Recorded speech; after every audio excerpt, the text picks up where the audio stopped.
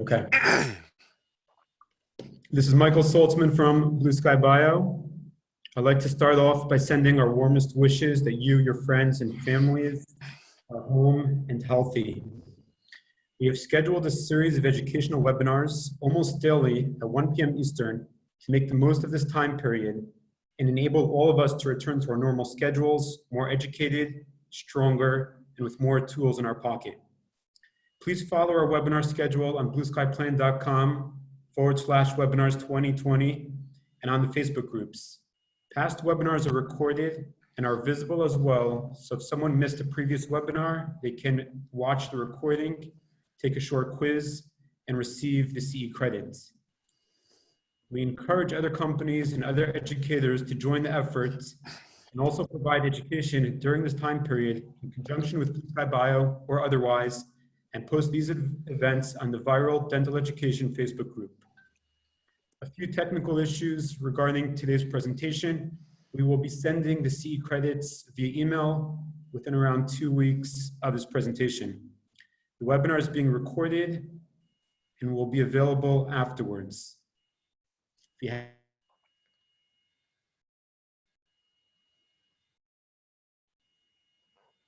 a box so that they could be addressed during the webinar presentation.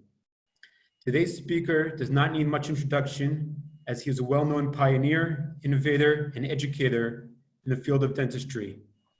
Dr. Cory Glenn will be presenting today on the topic of straightforward surgical guide fabrication. Cory? All right. Well, thank you for having me and for letting me start off this whole thing. And appreciate Blue Sky, jumping in and trying to help make the best of all this situation. And hopefully you'll come out of this a little better and more productive on the other side. I'm going to go ahead and try to share my screen. Can you go ahead and switch me over to my screen, Michael? It's saying that I cannot share while the other participant is sharing. Sure, 1 second.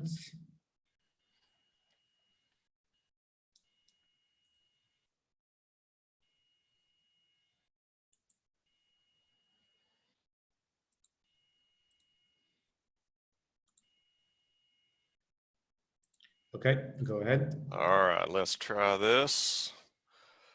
Yes, and we're going to go right here.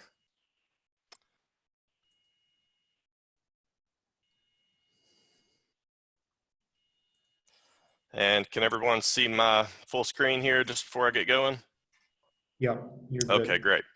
So as Michael said, I'm going to just be speaking on straightforward surgical guides. This is not the presentation if you're wanting to learn full arch and bone level guides and everything. There's a big need for people just that are starting out in implants to be able to understand the whole process here and to be able to make surgical guides for each case.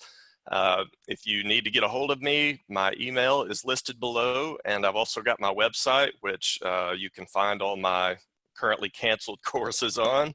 But hopefully once this coronavirus thing is behind us, we'll be able to get those cranking again, but pretty easy to get a hold of. So if at any point during this presentation you have questions, then definitely just message them into Michael and he can stop me and we'll address them while I'm on that topic.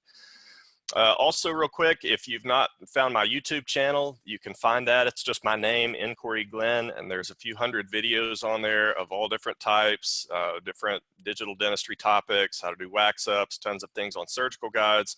So chances are, if there's something you want to learn how to do within guided surgery or digital dentistry, I've probably got videos on it. If you want to email me, I'd be happy to send those to you. So again, who is this webinar for? This is for people who are new to dental implants. It's for those who currently maybe place implants, but they don't necessarily think that they need a guide or they don't see the value in it. I would also say this is for people who are taking more than 10 minutes of their time to plan their surgical guides. You might be doing surgical guides already with a different software, but really if you're taking more than 10 minutes of your time to set these up for a routine, straightforward case, really it's taking you too long. And then also, if you're paying more than $30 per case for a guide, we can definitely get that down. So this is what I'm going to be trying to teach in this, is how general dentists, specialists, whoever can just do guided surgery on every single case very quickly and at a minimal cost to them. And I think you'll see that it ends up being cheaper, in my opinion, to use the surgical guide than to not use it. I will also preface by saying that I'm not going to be the guy that says that a surgical guide is the standard of care for every single case. I don't think it is. You can obviously get great results without a surgical guide. I did it for 5 or 6 years prior to even getting into guided surgery. However, with all that said, I think there's numerous benefits to using a surgical guide. It's going to make your cases go way faster, and you're going to be accurate along with all that speed. So anytime you can do a procedure faster, that means less time with the flap open. That's going to reduce your patient pain, and it's also obviously going to increase your profitability, because if you can do more treatment in a given amount of time, then you're going to be able to be more productive.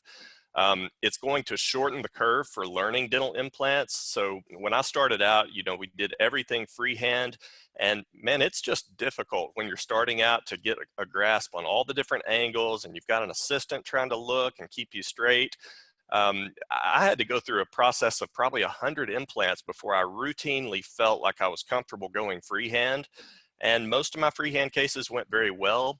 However, I usually had some little aspect that I just wasn't 100% happy with, and the surgical guides reduced that entirely. My implants went where I wanted them to go. They helped bridge that gap between where my plan was. You might have the CT and you might know exactly where you want to put the implant, but sometimes your hand just doesn't put it there. And so the surgical guide helps bridge that gap. It's going to give you more consistent results, and it's going to really reduce your stress and anxiety during the procedure. To not have to be worrying about, am I going to perf out the buccal? Am I going to hit the nerve? Am I too close to an adjacent tooth on a tight case? All of those concerns go away for the most part once you understand how to utilize these surgical guides. Now, just for starters, before I jump into how to do this for yourself, I know there's going to be numerous people that want a more hands-off approach. Even though it may only take you 10 minutes, maybe you just don't want to bother learning how to do it yourself, or maybe you just don't trust yourself for the first few cases. We've got a great option for those people. It's LabPronto. So if you go on to labpronto.com, you'll see that this is kind of a digital lab service for all types of digital dentistry. So let's take surgical guides, for example. If I wanted to get a surgical guide made and maybe I'm too busy, I don't have the time to plan it, then you could go to LabPronto and you could select the service that you want. This little video I've got playing. So if we went to order surgical guide services, you'll see that there's a few options. You can order just a treatment plan. You can order just to have them print it if you've done the treatment plan, or you can have them do the planning and the printing, where all you have to do is okay their plan, and then they'll print it and ship it to you. So you've got really every option, from doing it all yourself all the way to doing nothing other than verifying it. So if you were going to just say outsource the planning, that would be $64. You don't really lift a finger. They're going to do all the planning for you, and once you've okayed it, they'll give you that plan and you'll be able to print your own surgical guide in-house. So this is a really nice option for the more hands-off people. The pricing for the various options in surgical guides, this is just for simple tooth-borne surgical guides. If you're doing a clinical treatment plan only, meaning that you're going to let LabPronto do the planning and then you're going to do the printing, then it would be $49 plus $15 per implant. If you've done the planning yourself and you're just outsourcing the printing aspect of it, it's $39. And then if you're outsourcing all of it, it's going to be $89 plus $29 per implant. So it's more expensive than $30 like I was talking about. But if you compare this to pretty much all of the other surgical guide services that are on the market, they're generally going to be far more expensive than this. Usually the lowest I've seen is about $200 per case. And I've seen them all the way up to $450 for a single tooth implant case. That's just something that financially would not work in my practice. I couldn't raise my costs to cover that, and I couldn't really pass it on to the patient either without killing a lot of the cases. So really look into this. This is a great option, and it doesn't just stop at surgical guides. You could outsource clear aligner ortho, digital wax ups, crown design, crown fabrication. All the services that are on LabPronto are there and available for you. So check that out. One preface before we jump into planning this yourself. So I have talked to many people that will outsource the planning, and I think that's great. I think the labs that we have working with us are excellent at planning. However, I always really advise people, don't just blindly trust a treatment plan. Even if I made it, or the most experienced guided surgery person you know made the plan, don't just blindly trust that. You've always got to review and critique that plan, because ultimately you're the doctor, you're the one doing the surgery. And so if something with the plan causes you to make a mistake or hurt the patient, you're the one responsible for that, not whoever planned the case. So while again, I think it's great if you want to outsource that, you do at least need to look at it, critique the plan, make sure everything is to your liking before you just go along with the procedure. All right, so for those who are preferring the DIY approach, let's talk about the Blue Sky planning treatment, or the Blue Sky Bio treatment planning software. Now, again, I mentioned I was trained in my residency to do freehand implant placement. I did it very successfully for several years, and I really didn't have any lower success rate. I didn't have any patients die. I didn't lose many implants or have a lot of failures. But I was always having just one or two little issues that I think could be better. Maybe the angulation is a little bit off. But then I had this case. So this was the really, probably the first major Hall of Shamer that I had. There's a big story behind this. I was at the time saying that you didn't need a CT scan, you didn't need a guide.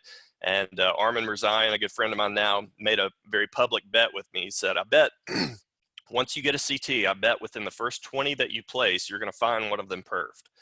So I took the bet. I won the bet, actually. I'd like to make that clear. But I did get about to case number 24 or so, and I found this one. This is one I had placed just prior to getting my CBCT, and I had done an immediate extraction and implant placement. And I can tell you with absolute certainty that my osteotomy was within bone when I made the osteotomy.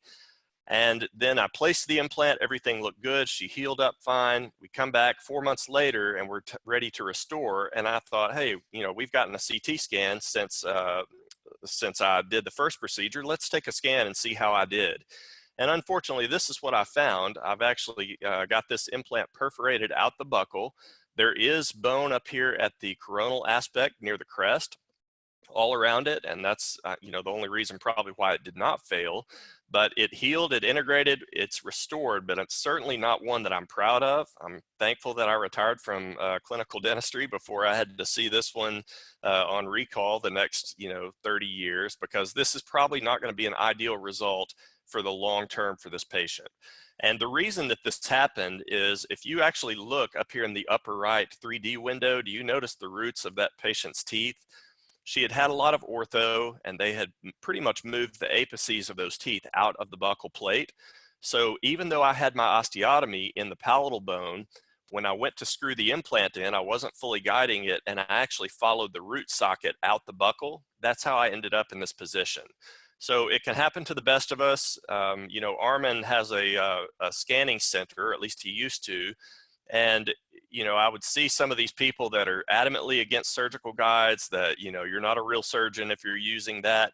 Well, some of those patients that those individuals treated ended up getting in Armin's scanning office, and he got to see some scans of implants they've placed.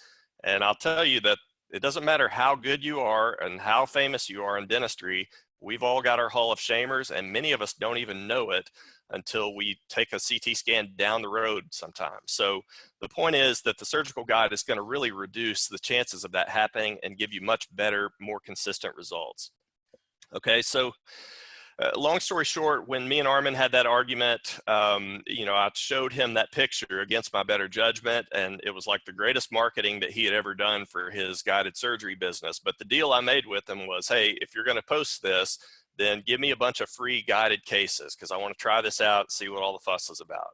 And so this was the first case I sent him. We were placing 2 implants, and not a ton of bone on this case. And there was pretty strict parameters where the implant had to be placed to have adequate bone, to be in a good restorative position, to avoid the nerve. So this would be one that would make me pucker if I was doing this free-handed.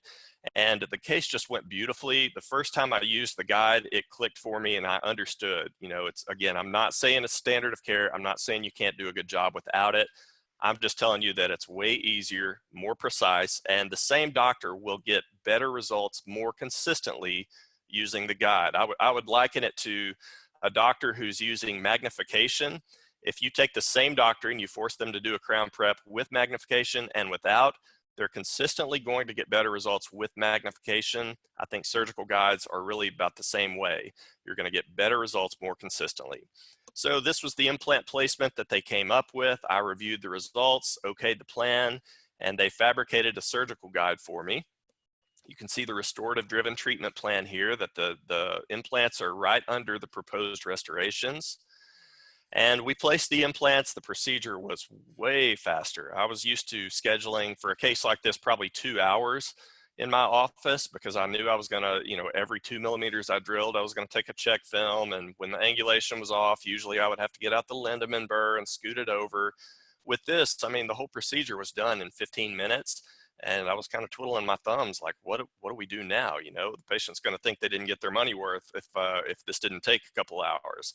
So this was the restorative position. I had a CEREC at the time. I scanned it with the scan bodies. We planned out the restorations, which were very much like the initial restorations that were proposed. Was able to control the contact point. We know from some of the studies that if you have 5 millimeters or less of space from the crestal bone up to the bottom of the contact, if you can keep that to 5 millimeters or less, then you will always get the papilla to fill in completely. So when you're doing these things guided and digital, you've got complete control over all those aspects. So we were able to position the contact so that we knew the papillae would fill in. And these were the final restorations. They got milled out. This was my first case doing guided, so I did this on some models just to make sure that everything went according to plan. And it did. We restored this with some tie-based restorations, screw-retained crowns, and this was the final result. So this was the case that kind of made me a believer. And again, I'm not trying to preach at you and say that this is the only option, but I think it's probably the best option, and it's definitely worth pursuing. All right, so let's go ahead and talk about what you're going to need to perform a guided surgery. Okay, you're going to need a CBCT scan. That is the price of admission to do anything guided surgery. Okay, so you might be able with a pen and some periapicals to place an implant on cases with abundant bone. But if you're going to make a legitimate surgical guide, you've got to have that CT scan. Otherwise, you're really not doing anything more than a model-based surgery, like where you drill into a stone model and just make a surgical guide off of your stone model. So Blue Sky Bio, for full disclosure, I do work with Blue Sky Bio. We sell several of these cone beam units. We have the Carestream unit, which depending on the model you get, is going to range from 79 up to 109,000.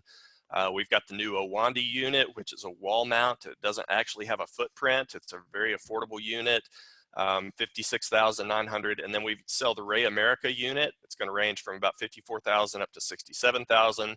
So the point is, they're not cheap. I know that's a big expense. However, these are something that, in my opinion, are going to allow you to place a lot more implants much more efficiently, and they're not limited to just being useful in implants. I mean, endo is going to go far easier. Difficult diagnostic cases are going to go much easier. To me, I think this is a very easy return on investment, and so I would suggest you consider getting this. Now, you don't necessarily have to own the CT scan, but you do have to have access to it. So if you're starting out and maybe having your own CT isn't in the cards right now, you need to find a specialist or a scanning service that can do your scans for you. But as long as you can get that CT scan, then you've got the initial piece of the puzzle that you're going to need to do guided surgery. Were there any questions, Michael? I'm seeing some raised hands. Yeah, before we continue, let's get some questions before Okay. they get too much. When do you consider a viable surgery to do flapless? Never. Well, I shouldn't say never, almost never, in my opinion. And there's a couple of reasons for that. One, the way I was trained, I like to see that bone. I want to know exactly where the bone is, because with the implants I placed, I was placing them usually about 1 millimeter subcrestal. That's a very difficult thing to gauge just on 2D x-rays. And I wanted to be able to visually see that bone. The other, probably most important reason is that very few people have the keratinized gingiva to spare for you to go poke in a 5 millimeter hole and losing all that keratinized gingiva. So if you've got miles and miles of keratinized gingiva, you've got tons of adequate bone, go for it. You could do a flapless surgery, or the other scenario where I might do it is on a full arch surgery where I'm using a soft tissue supported guide. But those are really the only scenarios where I would do it. My comfort level was just to make a small mini flap, expose the bone, and be able to see it visually when I'm placing that implant. Okay. When you're placing implants subcrestally, what are you using to flatten the ridge so your impression clippings will engage properly? Okay, so it will depend on your implant system. The one I've used was the Biomax implant, which I'll talk a little bit more about later from Blue Sky Bio, but that implant system has a bone profiling kit. So with these conical connection implants, because they make that hermetic seal at the cover screw or the abutment, you're typically going to get a little bone overgrowth. So the bone might grow over or kind of up and around the implant, and you might put in your restorative components and they don't seat all the way because that bone is in the way. That's where a profile drill kit comes in useful. And maybe I can show that on the Blue Sky website a little bit later. But the profile kit allows you to just place this skinny little pin. Looks like a tall, skinny healing abutment. You screw that into the implant, and then there's some milling drills that will go over the top of that. And you just run it with your handpiece, and that pin is going to keep the mill from being able to touch and damage the implant, but it will mill away enough bone that your prosthetics can seat. And you've got those in 4 or 5 different sizes. So depending on the size of the abutment or healing abutment you're trying to place, you could just use the matching profile drill to mill that away. If it's during the time of surgery, usually I don't have to worry about that because I'm usually not seating a healing abutment at the time of surgery. I prefer to 2-stage things, and I'll talk about that a little later as well. But if you're using, say, the Blue Sky Bio fully guided surgical kit, the first drill that you're always going to use with that kit is actually a profiling drill. So it's going to create by default a flat spot on the ridge that all of the subsequent drills can feed into. So that becomes kind of a not so big issue if you're using a kit that has a profiler in it. Okay. Did you open and graft the patient once you realized the perforation? The 5 mm rule is only a guide, not definite that you will still get a papilla. So the repair on that case, I did not do it. You know, I'm always torn on what to do in cases like that because you really risk going in there and doing more harm than good. You know, if I go in surgically again, everything healed beautifully. It looked good. It passed the torque test. It passed the resonance frequency test, all of that stuff, despite the fact that it had a perf. So I was really kind of torn, you know, do you go in there, make an incision, risk losing papilla, risk creating more scar tissue? Personally, I think that if an implant is otherwise healthy and it's stable, but it has a perforation, I would suggest leave those alone. I would only go in and maybe try to graft or replace if the implant is having problems because of that. So that's kind of my position on it. Okay. What CBCT machine do you recommend? I don't know if you want to recommend a specific one, but the follow-up is, and how large of a sensor plate should the machine have? Yeah, so the first question, I'm a bit agnostic on that. They all work. So all cone beams by law have to be able to export a raw DICOM, and that's all that you need for a guided surgery. As far as specific units, I mean, all the units that we're carrying, I really like. One of the things I do like specific to the CareStream unit is that they do have a direct bridge into Blue Sky Plan. So I'll give you an example. I had a Sirona CBCT. It worked great. It was a good field of view, took beautiful images and everything. However, when I would do my consults, I would typically sit there with the patient and I would plan out a virtual implant within the bone and let them see, you know, what I'm planning and what the concerns are. But the problem with that was that, okay, now that I've done that in the Sirona software, I'm not going to use Sirona to make my surgical guides. So really I had to throw away all that planning when I went into Blue Sky Plan and start over fresh. So one of the things CareStream did is that they actually created a direct bridge. So you could sit in there, if you've got that CareStream unit, you could sit in there with your consult, you could place the implants virtually, you could place a tooth, all of that stuff. And then you could just hit a button and it will transfer your entire plan from CareStream into Blue Sky Plan.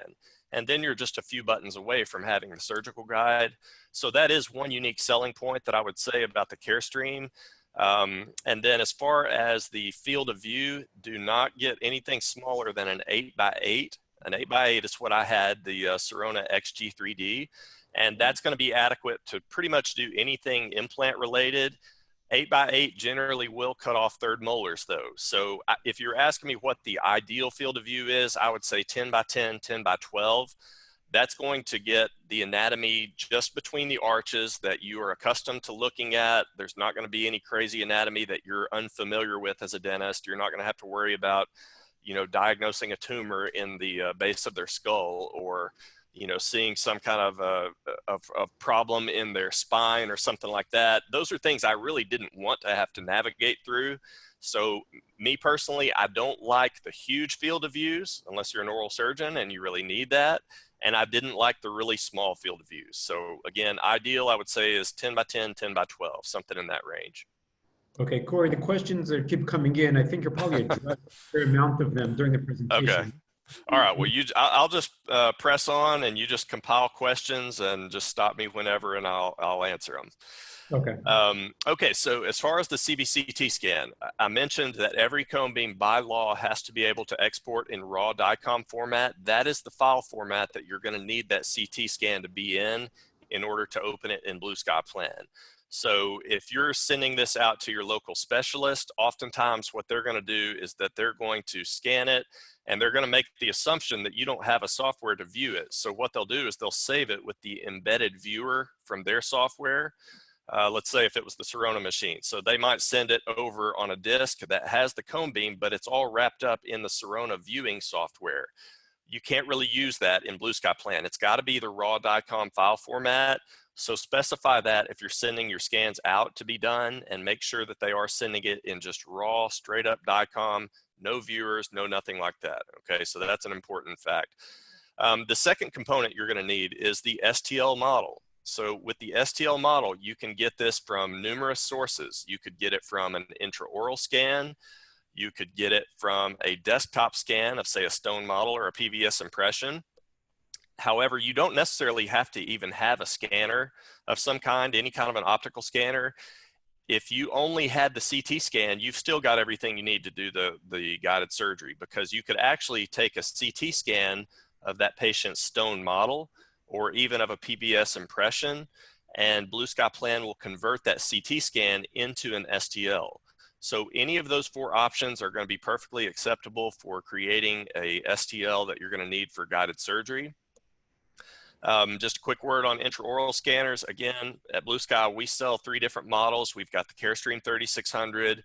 We've just started selling the Shining 3D A-oral scan, and there's actually a pretty aggressive deal going on that right now. I think it's like $14,000, and you get like $4,000 worth of freebies, implants, kits, and all that kind of stuff. And then we also have the iMedit 500, and that's around $18,000.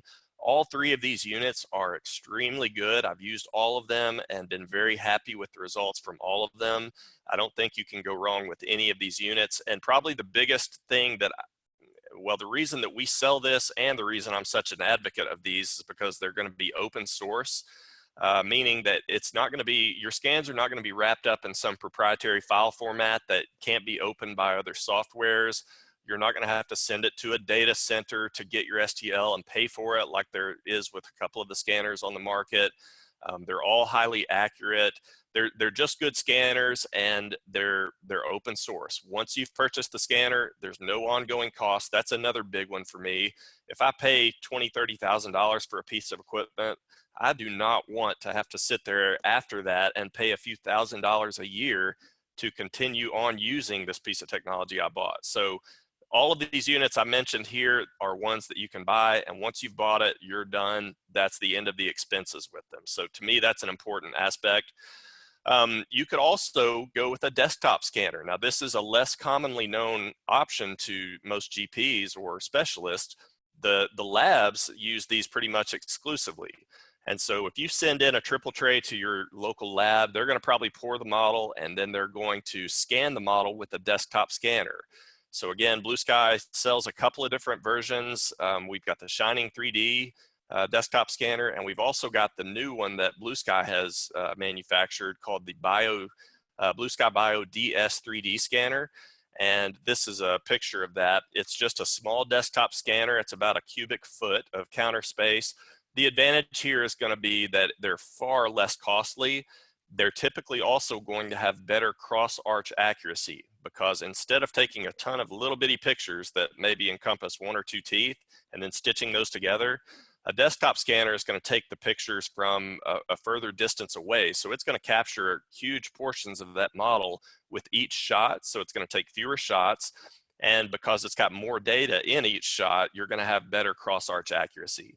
Now, for a guided surgery, the results are going to be imperceptible to you if you use intraoral versus a desktop scanner. But again, the big advantage here is cost. This one that we've begun manufacturing is only $2,500.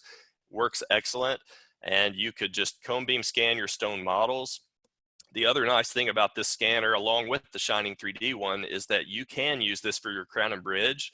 And so the last several months I was practicing, we did all of our crowns by just doing a desktop scan of our triple trays.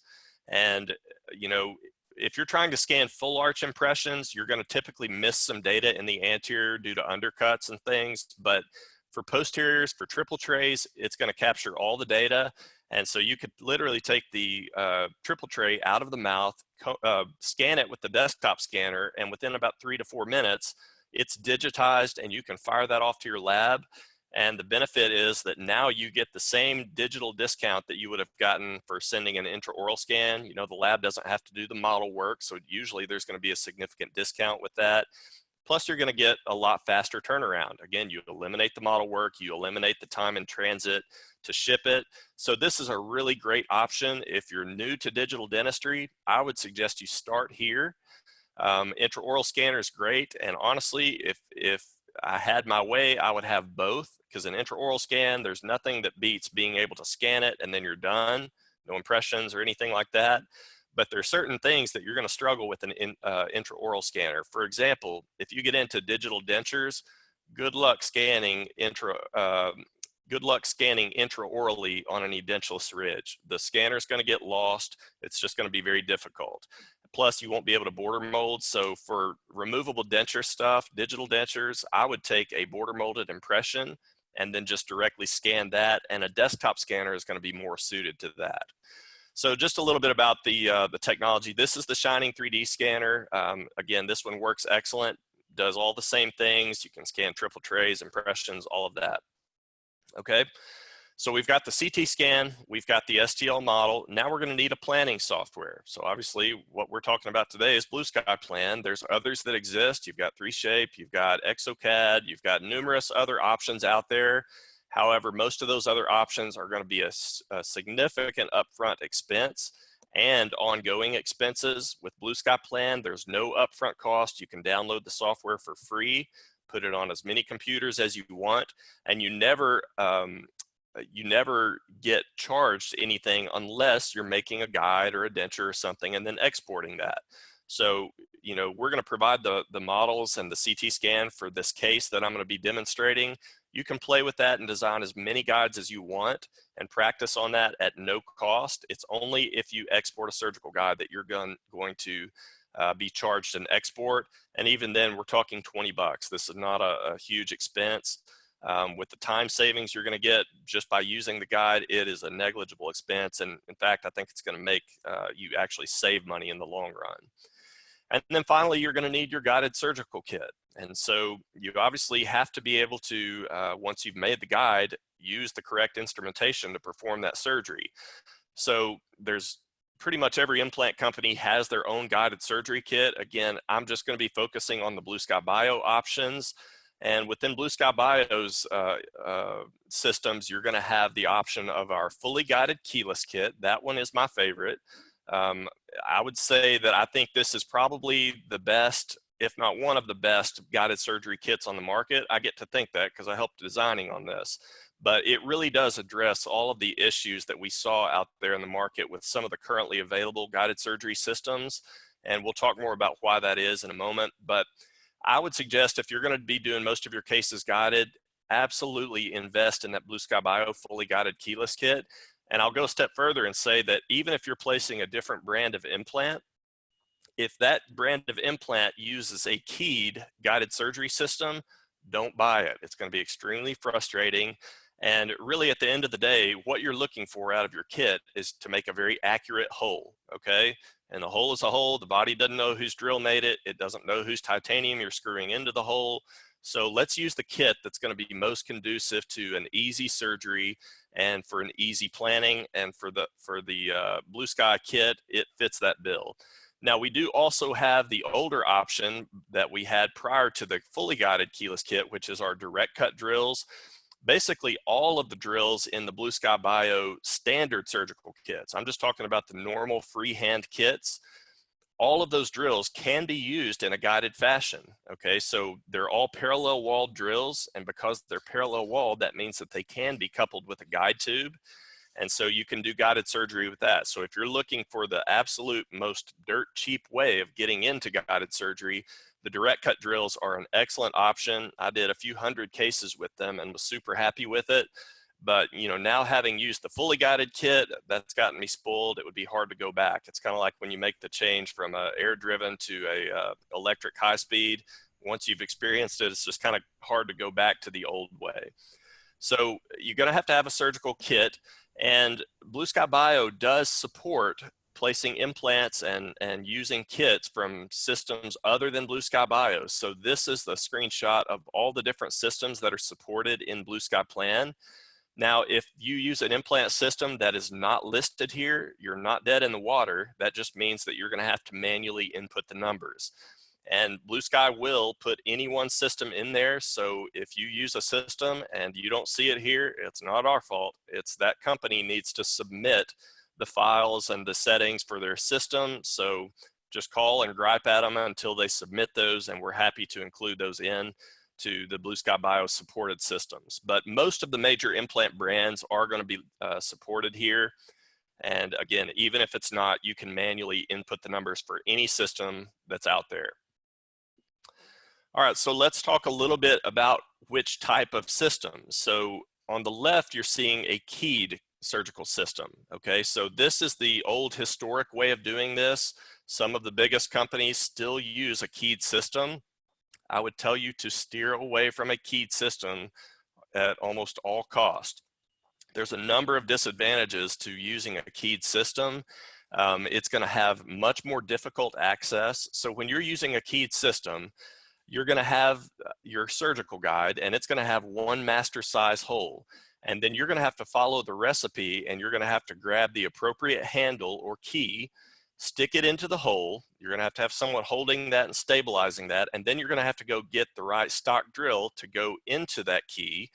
And the stock drills are typically fairly long, okay, because they're not length specific. And so you're going to have to get the tip of that drill up and over the key, drop into the hole, and then be able to make your osteotomy. And that's very difficult in the posterior of the mouth. I found myself when I was using these, oftentimes having to preload the drill into the guide and carry the whole complex into the mouth and seat it in order to be able to get it into the back of the mouth. And there were times that I just simply had to abandon the guided surgery and just do a freehand case. So you don't want to find yourself in that position. The other aspect is look how many more parts there are to the kit on the left versus the kit on the right. From a manufacturing standpoint, it's something I've learned just with Blue Sky, and it's common sense, but the more parts and pieces you have in a kit and the higher degree of accuracy they have to be machined to, then the more you can expect that kit to cost. And this again is a picture stolen from Armin. This kit on the left cost $11,000, and that was about 10 years ago. Now, in my opinion, that is completely insane to pay that amount of money for a bunch of drills to make holes. The Blue Sky kit is about $3,500. It's far fewer pieces. It's going to be an easier surgery. The access is going to be much easier to get into tough areas of the mouth.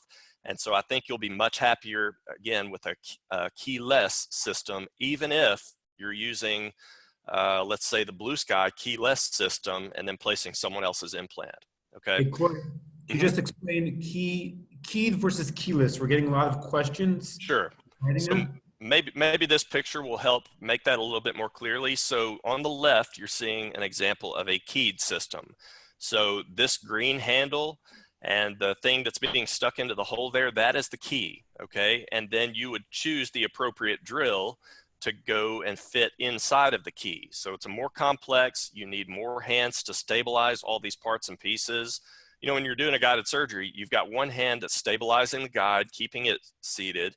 You've got the handpiece in your other hand that's controlling the drill and the depth and everything. You know, which hand are you using to control the actual key? Those things don't just stay in there by themselves. So typically you're having to have your assistant hold this. So more parts and pieces, tougher access. Look at the length of this drill. Do you see how long this keyed system drill is? Imagine trying to use that in the second molar. Now, if we look at a keyless system, this is the Blue Sky drills on the right. Basically, your drill is only going to be as long as the implant you're placing. So if you were placing a 8mm implant in the posterior of the mouth, surgical access is not going to be an issue because, you know, most of that drill shank is going to be embedded up inside of the handpiece head, and the only business end sticking out beyond that is going to be just enough drill to make the osteotomy that you need. Okay, so it's got fewer parts and pieces, easier access, and it's just a simpler and a cheaper system in general. So hopefully that cleared that up.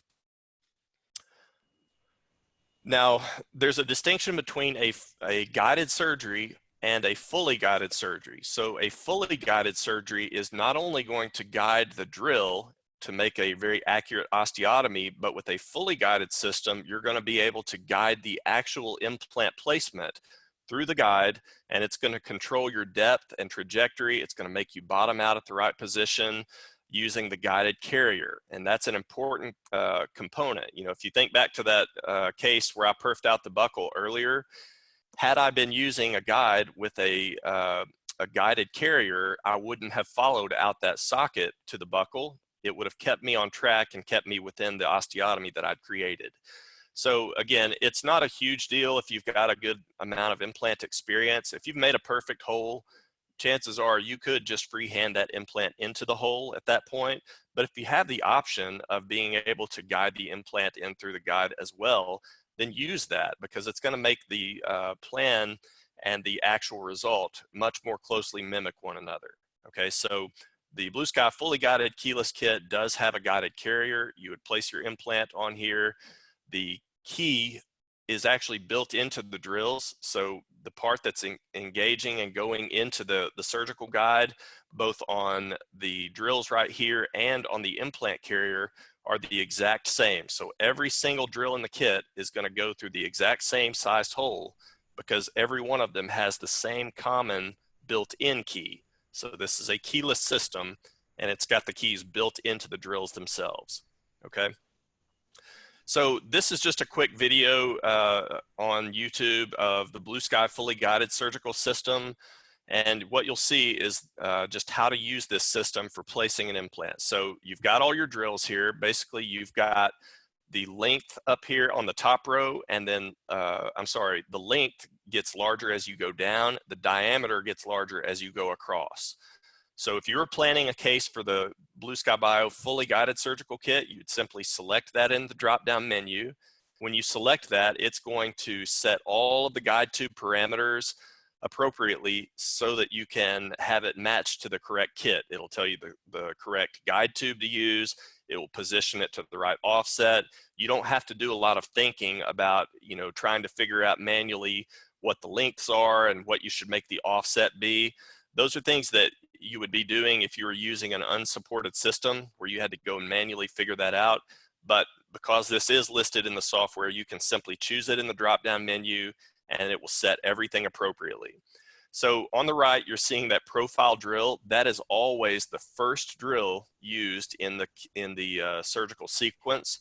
Regardless of what you're doing, always use that bone profiler first, because that's what's going to create the flat spot on the bone for all of your subsequent drills to feed into. So here, if we're placing a 5x6mm implant, we'll start at the top. We'll use the flat profiler drill, and then we'll stay with the 6mm length, and we'll go all the way up to our final diameter, and then we'll just drop down in length. There is a built-in stopper on these drills, and so when that stopper bottoms out, you're not going to be able to drill any deeper than what that drill is labeled. So an 8mm drill can't drill any further than 8mm. So this is the profiling drill. You can see all it has is a couple of little teeth on the bottom, and you take it all the way down to where that stopper bottoms out, and this is going to profile the flat spot on the ridge. It's also going to create the space if you were going to immediately place an abutment or a healing abutment. This is going to create the space for that to be able to fully seat. Okay, so now we start with the 2x6 drill. We take it to depth. Now we're at the 2.5x6 drill. Take it to depth. The 3.5x6 drill. Take it to depth. The 4.5x6.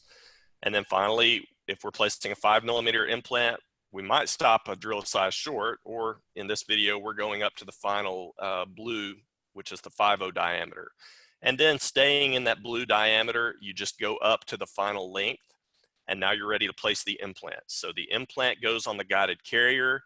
You screw that in. The carrier is going to guide itself into place. It's got the exact same built-in key, same stopper. So when that bottoms out, you're at depth, quit cranking.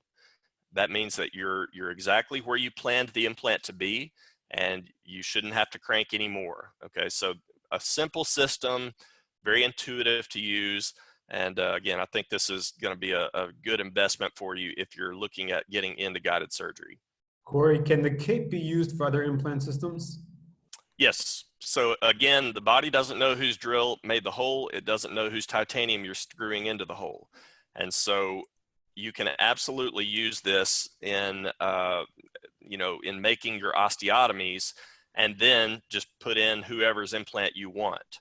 Okay, so if I were doing that, I would plan the case as if it were a Blue Sky Bio implant of whatever the closest size to the implant you're going to be placing.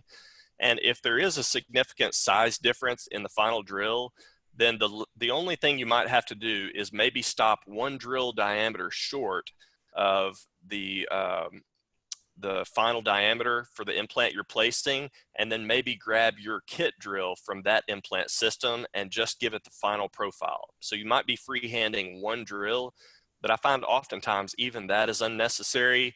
What you will lose out on if you're placing a different brand of implant is the actual guided placement of the implant. Okay, so that guided carrier is matched to that particular Blue Sky Bio implant. So you won't be able to fully guide the implant. You'll just be making the osteotomy guided, and then you would need to freehand that implant into place. Again, still, if I'm comparing that to a keyed system, I would gladly take that trade-off because this is so much easier to use. And I mean, don't take my word for it. If you go onto any message board or Facebook group or whatever where they talk about guided surgery, ask people's opinion on a keyed versus a keyless system. I think you'll get a pretty universal opinion that a keyless system is superior. Cory, your face is sliding a little bit below the video feed. How about that? Oh, yeah. Watch the slides. I'm ugly. Y'all need to watch these slides anyway. Can you for a minute regarding a pilot versus a fully guided surgical kit? Yeah, so a pilot guide is just simply going to use a small diameter drill, and it's just going to make a pilot hole.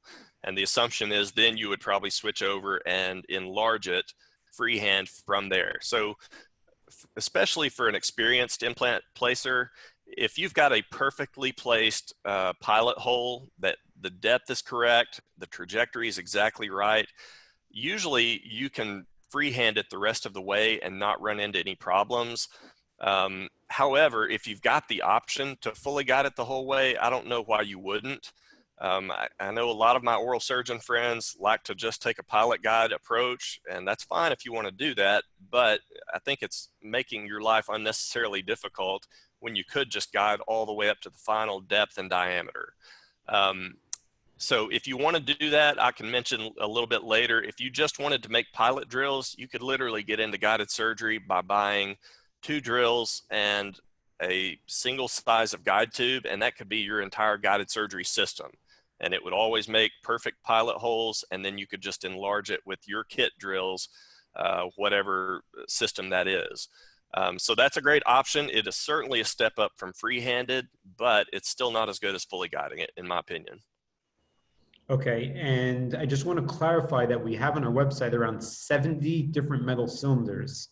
So if you are Yes. using a different guide surgical kit, then you could go onto our website and we carry a wide variety of different metal cylinders. You can order them directly from there. And the software will actually tell you which metal cylinder you need. And there's an add to cart button directly in the software. And it will load the metal cylinder into the shopping cart where you could continue with the purchase. Correct. Yeah, I mean, that's, again, that's the benefit of using one of the supported systems, is that when you choose that system, it's going to automatically select all of the positioning guidelines for the guide tube.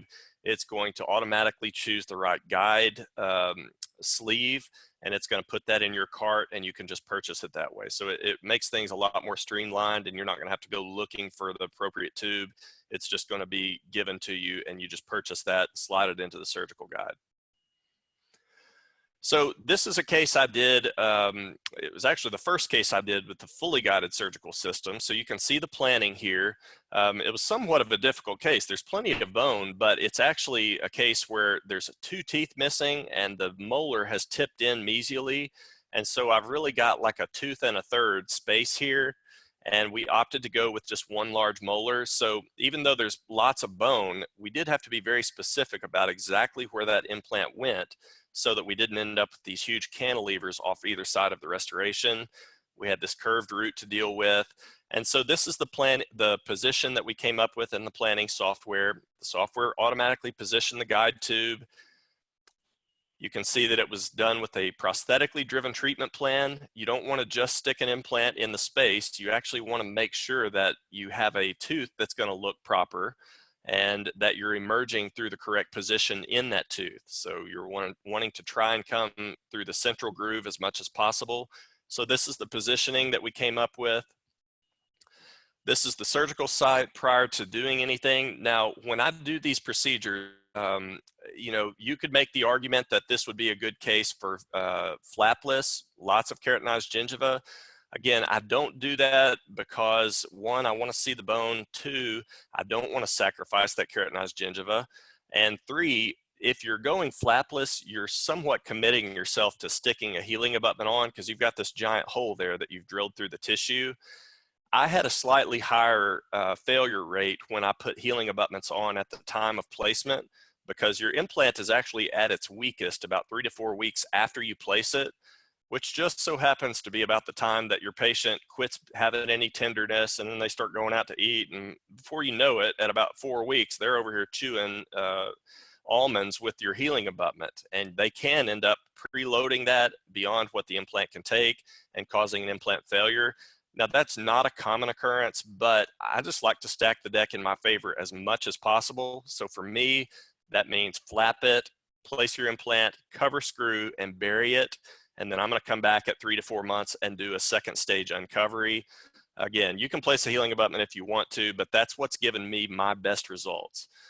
Okay, so we need to know where to make the incision line in a case like this. So one little trick that I will do is I'll take my surgical guide before I make any incisions, and I'll put it in. I'll verify the seating, obviously, because if you have to adjust on it, you want to do that before they're bleeding all over the place and before you have a flap opened.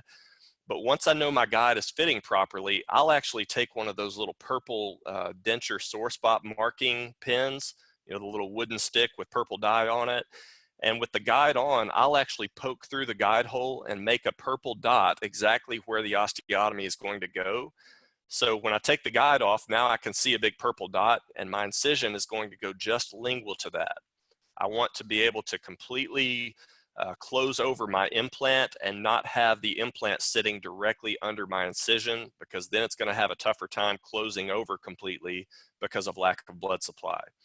So we did that in this case, although I don't have the slides showing that, but the purple dot that I made was right here in the center of that spot, and I made the incision just lingual to that. And this is my typical flap. It's not the same type of flap that I used when I was freehanding everything. In those cases, you know, I wanted to see the full buccal bone to make sure I didn't perforate. I'm really not concerned with that when I'm doing a guided surgery. I've done enough of these to trust it that the implant is going to go where it needs to be. So all I want to see is that crestal bone. So usually I would take my scalpel, make the crestal incision, usually palatal displaced or lingually displaced, and then I would just run it through the sulcus of both adjacent teeth just enough to where I could roll that flap over to the buccal, but it was very rare for me to use a releasing incision with a guided surgery. I just found it to be unnecessary, and it was, more to suture. It's more pain for your patient. This was all I was going for, and with that flap elevated, you can now seat your guide, and the guide will actually maintain the retraction for you. It'll keep that flap out of your way while you're doing the procedure. So we put the guide on. Yep. Can you speak for a minute regarding irrigation, overheating, and how it's different with surgical guides and without surgical guides? Yes. So I'll tell you, in my experience, I do tend to see people have an uptick in failures when they switch from freehand to guided. And it's nothing to do with guided per se. I think it has a lot to do with heat and just going too fast. So when I think back to my freehanding days, I would take a 2.0 pilot and I would go like 6 millimeters deep, and I would take a check film and okay, it's not on. So I would take a Lindemann drill and scoot it over a little bit and maybe go a millimeter deeper. And the point is, I was going 1 or 2 millimeters at a time and constantly taking check films. I was going so slow that there was virtually no chance of overheating. Now, you go and you get a guide on, and now you eliminate all of that. I mean, I didn't even take check films, although it's not a bad idea to, but I got to where we just didn't even need to take check films. And so the tendency, if you're not careful, is to go too fast. Just because you've got a guide in place and you could just take your final drill and bury it in one big motion and have your osteotomy done in 10 seconds, that doesn't mean that's a good idea, because in doing that, you're putting lots of pressure on the bone, you're generating a lot of heat, and you're also not letting what irrigation you have get down into the implant if you're not getting that drill completely out. So my suggestion when you start out in guided would be to force yourself to slow down more than you think is necessary. I would suggest going 1 to 2 millimeters with kind of a slow pecking motion. Go 1 to 2 millimeters deep, and then completely get out of the osteotomy and out of the guide with your drill, because otherwise the irrigation is not going to get down in there. So come completely out of the guide, let the irrigation get down in there, take your drill, go another millimeter or two, and just repeat that process over and over until you get to your full depth. And if you'll do that, you shouldn't have to worry about generating excessive heat and causing bone loss because of that. But if you take a drill and you go really aggressively and just bury it and try to do this thing in, setting some speed record, there's a high likelihood you're going to end up generating a lot of heat, which could cause, some crestal bone loss, or it could even cause fibrous encapsulation and cause the implant to fail. So slow and easy, even if you go as slow as I'm recommending, you're going to be done in 15 minutes. So what's the hurry? So hopefully that answered that. Okay, Good. great. All right. So we placed the guide on, we put the implant on the guided carrier, screwed it into place, and then at this point, I'm going to put a cover screw in and then just throw a few sutures in this. Because the suture line is not going to be sitting directly over the implant, it's going to have blood supply from the lingual, from the palatal, from the edges of the flap, and from underneath. You're not going to have the implant directly underneath your flap. So these should completely close over. Mish's recommendation in his textbook is that if a implant becomes exposed at all during healing, and I take that to mean even if the incision hole doesn't completely close over, then you're better off at that point to go ahead and put on a healing abutment than you are to leave it partially exposed. Because if you think about it, if your implant is partially exposed, it's going to act like an operculum, and there's food and bacteria and crud that are going to get under your flap and cause inflammation, but your patient can't clean it out. And so you might get away with it a bunch of times, but eventually you're going to get burned and lose an implant due to infection because of that. So I tended to get my patients back every 2 to 3 days to monitor it and just take a look at it. And I didn't release them for the full time until I saw that that incision line had fully closed over. And if I got out to 2 weeks and, maybe I made a mid-crestal incision and the incision line was sitting right over this implant, if I got out to 2 weeks and that was not fully closed, I was probably going to put a healing abutment on, because I don't want that operculum situation. So that's kind of my protocol. That worked really well for me. It's not the only way to do it, but it's what worked. All right, so we suture that up and then we'll let it cook for 3 to 4 months, come back, do a second stage uncovery. And another little tip is keep your guides. You can cold sterilize those, or depending on the resin you use, you could even autoclave them. And when I do my second stage uncovery, I actually do the exact same process. I'll take the little purple marker, I'll put the guide on and mark exactly where that implant is, and then my incision, once again, is going to go just lingual to that. Okay, and then I get to roll all of that tissue, that keratinized tissue, to the buccal and just throw a couple of loose sutures in. Now it's going to leave some small areas of exposed bone right on the crest, but I don't worry about that. That will granulate in 100% of the time. You don't have to worry about that. And you're actually going to gain keratinized tissue when you do an uncovery in this manner versus if you, you know, did a one-stage procedure. Okay, so I like gaining more keratinized gingiva. I think that's just as important for the long-term success of the implant as is having adequate bone around the implant. You know, don't forget about the tissue. All right, so I mentioned that this is for people to get started with the easy implant cases. So what constitutes an easy implant case? Well, first and foremost, make sure that you do your first cases, or when you're starting out, that you're doing them on healthy patients. I'm talking ASA1, ASA2 patients, no drug or alcohol abuse, no immunosuppression or diabetes, things that would cause their healing capacity to be diminished, no bleeding disorders, no vitamin D deficiency. This is a fairly common one. If you go back and check patients where you've had a failed implant, there's a high likelihood you'll see a vitamin D deficiency. And so I want to make sure that they've got good vitamin D levels. I usually didn't check that preoperatively, but I would ask about it. And I might even recommend them taking a vitamin D supplement during this process. But I would never go and check that with blood tests unless there was a failure and I'm trying to figure out what the reason for that failure was. Obviously, no uncontrolled infections, which includes periodontal disease. If you've got a bunch of bad bugs going on in the mouth, or even if you've got a remote infection like on the foot or something, that's still got bad bacteria coursing through the bloodstream that could compromise your implant.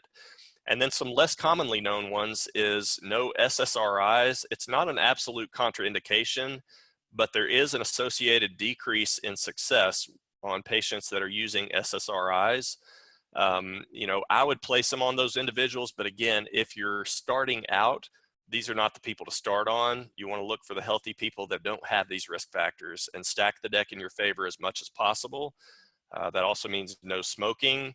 Another uncommonly mentioned one is the proton pump inhibitors. So stuff that people take for gastroesophageal reflux disease, those can inhibit bone metabolism and cause you to get a lower success rate with your implants. Same thing with long-term NSAID use. Now, if you just place your implant and you give the patient 3 days worth of 800 milligram ibuprofen, that's not going to cause an issue. We're really talking about the people who are on this for the long haul, maybe taking it for arthritis, things like that. And then finally, no bisphosphonates. We all know the issues that bisphosphonates cause with bone metabolism, and that's going to cause a higher chance of failure and complications. You want to do this on cases where there's plenty of bone. So don't start out on a case that needs, you know, a buccal graft at the same time as implant placement. As a general rule, you want to try to maintain 2 millimeters of bone on all sides of the implant. If you can consistently do that, you should see excellent, excellent results with your implants. Don't start out on cases that need simultaneous grafting. You want to maintain adequate room between implants and teeth. So between an implant and a tooth, we're shooting for 1.5 millimeters. And then between two adjacent implants, we're shooting for 3 millimeters minimum. If you start pressing it and you get closer than that, then you can risk damaging the PDL on an adjacent tooth or causing you to lose crestal bone between two adjacent implants and losing the papillae. And then you should also shoot for cases that allow you to place the implant directly under the proposed tooth without having to use like angled abutments and crazy custom abutments and stuff like that. You want to shoot for just normal, ideal prosthetically driven treatment plans. Okay, so, and I find that unfortunately, the amount of available bone tends to have a indirect correlation with their amount of money that they have for treatment.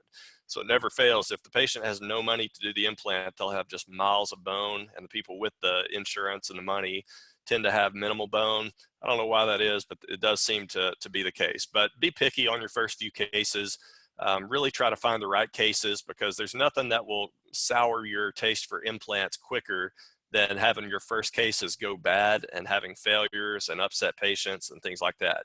Build your experience on the easy ones first, and then you can start tackling a little bit more difficult cases. You don't want to do your initial cases on bruxers. Bruxism is a pretty big contraindication for implants.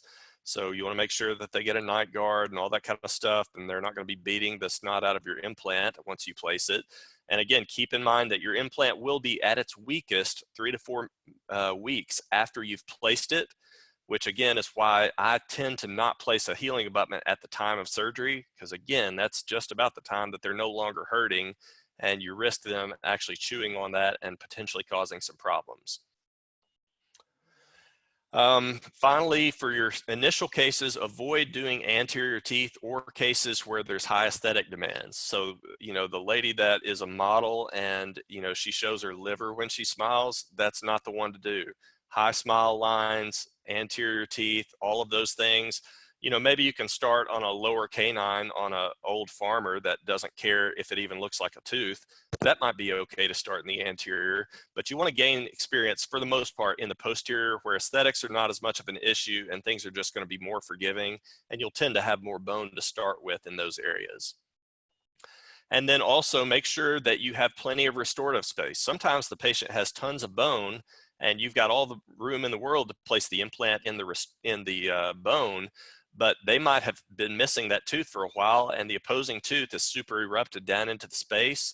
And that's something that can end up getting you in trouble. You know, if you've not prepared for that on the front end and told the patient that we're either going to have to orthodontically move this tooth up or potentially crown it so that we can reduce the opposing tooth's vertical height, then you can end up with some problems. So try to shoot for a minimum of 7 millimeters of restorative space from the platform of the implant to the opposing dentition. And that's for a cement retained prosthesis. If you're going screw retained, you can get away with a little bit less than that, but I still would not start on those cases. Try to shoot for 7 millimeters minimum of space. As far as implant sides and the sizes, these are not hard and fast rules, but these are my general parameters. So again, I placed the BioMax implant. It came in diameters of 30, 35, 43, 50, 60, 70. So if I was placing an implant in the anterior, my ideal implant size would be a 3.5 to a 4.3 implant. If I was doing maybe a lower incisor, that would be a great case for a 3.0 implant, or maybe a upper lateral. You could use a 3.0, but in the anterior, for most teeth, I'm trying to shoot for a 3.5 to a 4.3 implant. For premolars, my default size is a 4.3 diameter. For molars, I wanted somewhere between a 4.3 and a 5.0 diameter implant. Now, as far as length, I'm not a big stickler on trying to get long implants in there. I pretty much only in my office stocked 8 to 10 millimeter implants, and that is what we placed on the vast majority of cases, because there's actually research that shows on an integrated implant, and integrated is the key word there, but once an implant's integrated, if you load that implant, there's very little of that stress load that's being transmitted beyond about the 8 to 10 millimeter mark. And so that means if you place a 16 millimeter implant, you bury it and let it heal. When you finally load that, you're going to have about 8 to 10 millimeters that's doing all of the work, and you're going to have an additional 6 to 8 millimeters of implant that you just pretty much caused yourself more stress during surgery and raised your blood pressure by trying to stick the longest implant that you could possibly get in there. And so starting out, again, make your life easy. Shoot for 8 to 10 millimeter implants and shoot for one of those sizes for that area of the mouth, and it should make your life much easier. Again, we want to maintain 2 millimeters of bone on all sides of the implant. If you can do that, then the cases should go very smoothly. It does matter as far as the depth of placement, what type of implant you're using. So if you're using a conical connection implant, so think Astra, Megagen, Bicon. If you're using Blue Sky stuff, that would be our Conus or our BioMax. All of these are conical connections. They've got an angle of the cone of 12 degrees or less. For those implants, you want to maybe put them 1 to 2 millimeters subcrestal, because these implants are great at being able to maintain that crestal bone even with that deep replacement. If you're using a non-conical connection, so think about your Zimmers, your BioHorizons, under Blue Sky, it would be your internal hexes, your Straumann bone levels, your, all of those standard internal hex connections, which every implant company on earth has an option for. Those, I'm typically not going to place them very subcrestal because they tend to lose about 1 millimeter of bone below the platform. And so if you've already started out with your implant way down deep subcrestal, well, it's going to lose that crestal bone plus 1 millimeter beyond the platform. So you don't want to do that. We want to try to avoid that. So I'm usually only going 0 to 1 millimeter subcrestal with those types of implants. So just kind of think through what style of implant you're using before you decide how deep to go with it. And again, for starters, try to steer away from the anterior cases, but eventually you will get to where you're doing anteriors. And for your anterior implants, you want to shoot to place the platform of the implant 3 millimeters apical to the intended gingival margin of the tooth. So this obviously is a plan for an immediate implant, but we can actually see where the gingival margin is for the existing tooth. We want to make sure that we're at least 3 millimeters deeper than that to get the proper emergence. If you start cheating and you go too shallow with that, you're going to end up with some problems aesthetically with the implants. And then also for anteriors, try not to be emerging through the facial of the tooth. Generally, you're going to want to go through the cingulum, or at least with the screw hole emergence lingual to that incisal edge. It's just going to make it much easier to restore overall. And for posterior teeth, you're trying to merge right through the central groove of the tooth. So if you looked at it from the buccal to lingual in the dead center, if you look at it from mesial to distal in the dead center, try to direct those forces straight down on the implant in an axial manner. Again, 3 millimeters between adjacent implants, 1.5 millimeters between an implant and an adjacent tooth. And then also a 2 millimeter zone of safety from vital structures. So if it has a name, try to avoid it. Inferior alveolar canal, mental foramen, maxillary sinus. That one doesn't worry me as much. I'll get right up close to the sinus. But in general, for your first cases, try to be able to maintain a 2 millimeter zone of safety from all of that stuff with a name. Those are things you don't want to violate. Okay. This is just a quick slide on the Biomax implant that I'm placing. Blue Sky does carry 6 different implant types, but this by far is my favorite, and it's by far our biggest seller. The Biomax, it's got a conical connection, which means there's less chance of screw loosening or breakage, and you tend to preserve the crestal bone better. There's extensive restorative options. We've got just a zillion different abutments.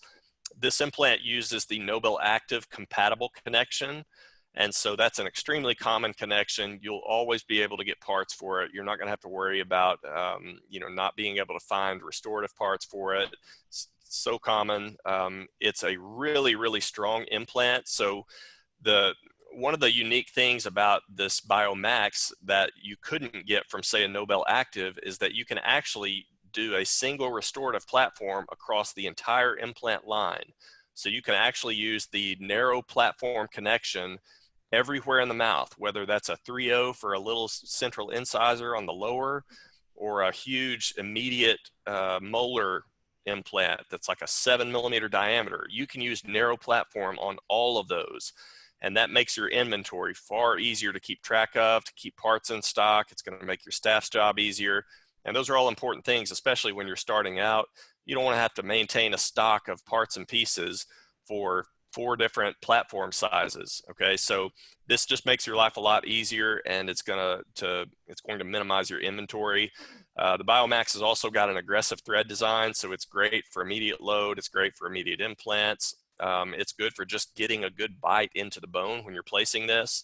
And then there's a lot of sizes available. You've got diameters of 3.0, 3.5, 4.3, 5.0, 6.0, 7.0. So huge selection of diameters. And then you've got lengths all the way from 6.0, the little bitty shorties that you might use in a situation where you've only got maybe 8 millimeters above the inferior alveolar canal. I love a 6 millimeter implant in that scenario. We've also got them in 8, 10, 11 and a half, 13, and 16. I almost never placed a 13 or a 16 unless it was a immediate load or an immediate implant. Okay, I just don't stock those in my office. I didn't find them to be any more useful than an 8 to 10 millimeter implant. And again, just mentioning the single restorative platform, that's going to make your life easier because that means you only stock a single platform size for your impression transfers, your tie bases, your analogs, your healing abutments, your normal restorative abutments. Everything can be done just off of that narrow platform. And I know the question probably arises, well, hey, Nobel recommends not to place their narrow platform in the posterior of the mouth. So how come you're doing it? Are these things going to break? And the answer is no. So while this is a compatible Nobel active connection, it's not a clone. So one of the things that they did in designing this implant is they smoothed out a couple of the stress risers in that connection. That simple little change actually doubled the strength of the Biomax narrow platform strength over the Nobel narrow platform strength. So again, if you're using Nobel, don't do what I'm suggesting. Don't go placing a narrow platform in the posterior. But if you are using the Biomax, you can absolutely place that narrow platform in the posterior with confidence that nothing's going to break. In fact, this is counterintuitive, but let's say if you had a 4.3 diameter implant, what would you think is stronger, to have that 4.3 implant in a narrow platform or that 4.3 in a regular platform? Now, obviously, y'all are all online, so you can't answer me, but I would say the majority of you are thinking, well, the regular platform is going to be stronger. It's actually weaker. Okay, so again, counterintuitive, but the reason for that is that if you take the Biomax and you test it to failure, meaning you cycle it until something breaks, it's not going to be the abutment that actually breaks. It'll be the implant wall itself. Okay, so again, think back to our question. Say that we've got a 4.3 implant with a narrow platform, right? And it's really good and strong. How do you get a regular platform into that same diameter implant? Well, the only way you can accomplish that is by thinning out the implant wall more. Well, that was already the weakest link. So especially in the case of a 4.3 diameter implant, a narrow platform is actually stronger than the regular platform if you're using the Biomax. So hopefully that clears up why you're going to see me using narrow platform throughout in the posterior during this presentation. Hey, Cory, Mm-hmm. clarify conical versus non-conical. We're getting a whole bunch of questions about that. Okay, so a conical connection, if you look at the internal, let me scoot back here. I don't know how well you can see this, but this is better actually. Do you see the internal connection of this Biomax implant? It's kind of like a cone fit, okay? And when I'm saying conical, I'm referring to 12 degrees or less, okay? So a conical fit, imagine if you've got two solo cups and you've slotted them into one another. You could actually hold them upside down by the top cup and the bottom one doesn't fall off because of that cone fit seating in between one another. Well, the same type of thing applies to implants. One, it stabilizes the connection. You're not going to have as much stress being transmitted to the screw compared to, let's say, an internal hex. You know, the internal hex, the hex is simply indexing it, but really what's holding that on is the screw itself. And that's why with internal hex style implants, a screw breaking is more common. However, with a Biomax, you can imagine here, if you take this Biomax implant and let's say you torque your abutment in to 30 Newton centimeters, then you almost get a cold weld in that cone-shaped portion of the connection internally that you could, at that point, you could untorque your screw and remove it, and you're still going to have difficulty getting that abutment off, even without a screw. Now, with an internal hex, it would fall right off. But with this, the cone part has engaged and formed somewhat of a cold weld between the abutment and the implant. And the other benefit to that is that the conical connections tend to seal out bacteria much, much better than, say, an internal hex or a trilobe or a non-conical connection in general.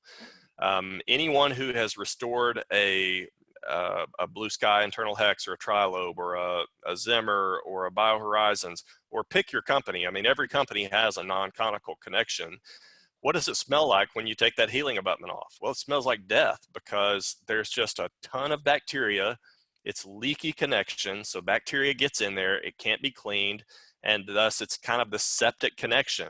And every time you move and chew on that, that bacteria is squishing in and out, it's going in and out of the connection, and you can't clean it. So contrast that to a conical connection. When you put these things on, you unscrew a healing abutment, there's no smell associated because there's not bacteria getting down in there. And that's another reason why they maintain crestal bone better. You're not going to get the bone retreating away from a leaky connection where there's tons of bacteria in an effort to reestablish some biologic width away from that bacteria. So that's kind of some of the benefits to the conical connection. But really, when I'm saying that, I'm just referring to this cone fit of the abutment into the implant of 12 degrees or less. It can still have a hex that helps orient it. Like the BioMax, you can see at the very bottom, there's still a hex. And so that's going to give it the 6 degrees of timing that you can put the abutment in. But the conical connection is going to be what's taking most of the load. So hopefully that answered that question. Right, a bunch of questions regarding drilling speeds and the Mhm. number of times you could reuse a drill. Okay. There's no absolute rule on that. I usually tell people that they should just use whatever speed with the handpiece that they are trained with. So frankly, like at least with the Blue Sky drills, they're all equally efficient at slow or fast speeds. And what we wouldn't want to do is take a user who may have been trained on Bicon implants where they're turning that drill extremely slowly, maybe 50 RPMs. And they've developed a tactile sensation for that speed versus, I've known some Korean trained doctors, they use a very light touch with super high speeds, 2,500 RPMs, and they developed their tactile sensation for that. Well, we don't want you to just arbitrarily throw that away because you've switched to, say, BioMax, okay? The drills will work equally well at whatever speed you want to do. Now, if you don't have a preferred speed, I use them at 1,000 to 1,200 RPMs. That was my default, but again, that's not an absolute. What was the other question again? The number of times they could be reused. Oh, yes. Again, that will depend largely on the type of bone you're drilling in. If you're working on a bunch of D1 mandibles versus doing a bunch of upper molars, your drills will wear out quicker. But a good, easy way to tell is if you take that drill, you ought to be able to take it and run it across your fingernail, and it should pull up a little shaving of your fingernail. If it doesn't, chances are it's getting too dull and you need to change that out. And dull drills are definitely a cause for implant failure. They cause a lot more heat, and you'll just risk having a failure or a fibrous encapsulation if you're using dull drills. Okay. All right. So again, just back to the inventory control. If you're starting out, don't do what I did when I started out, which is, okay, I'm buying 30 implants, so I'm going to get one of every single size out there. And then 6 years from now, I've still got half of those sizes that I've never even used.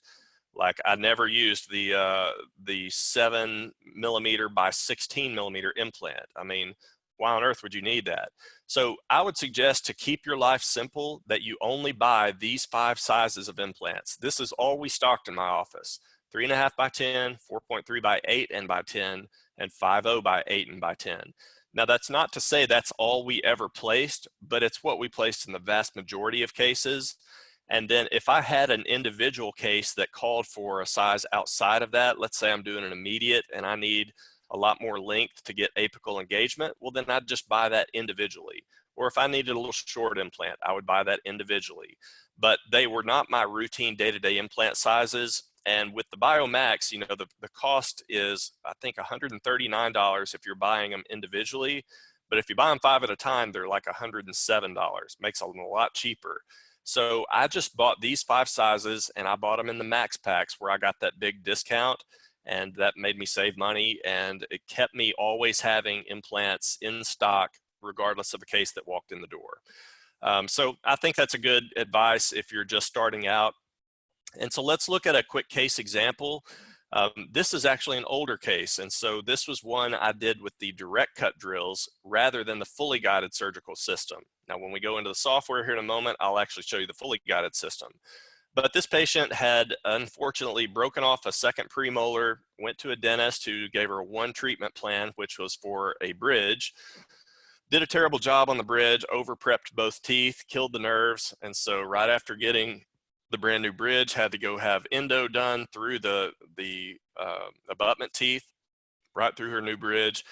The endo was done poorly. Both teeth ended up failing, and she ended up having to have those teeth extracted.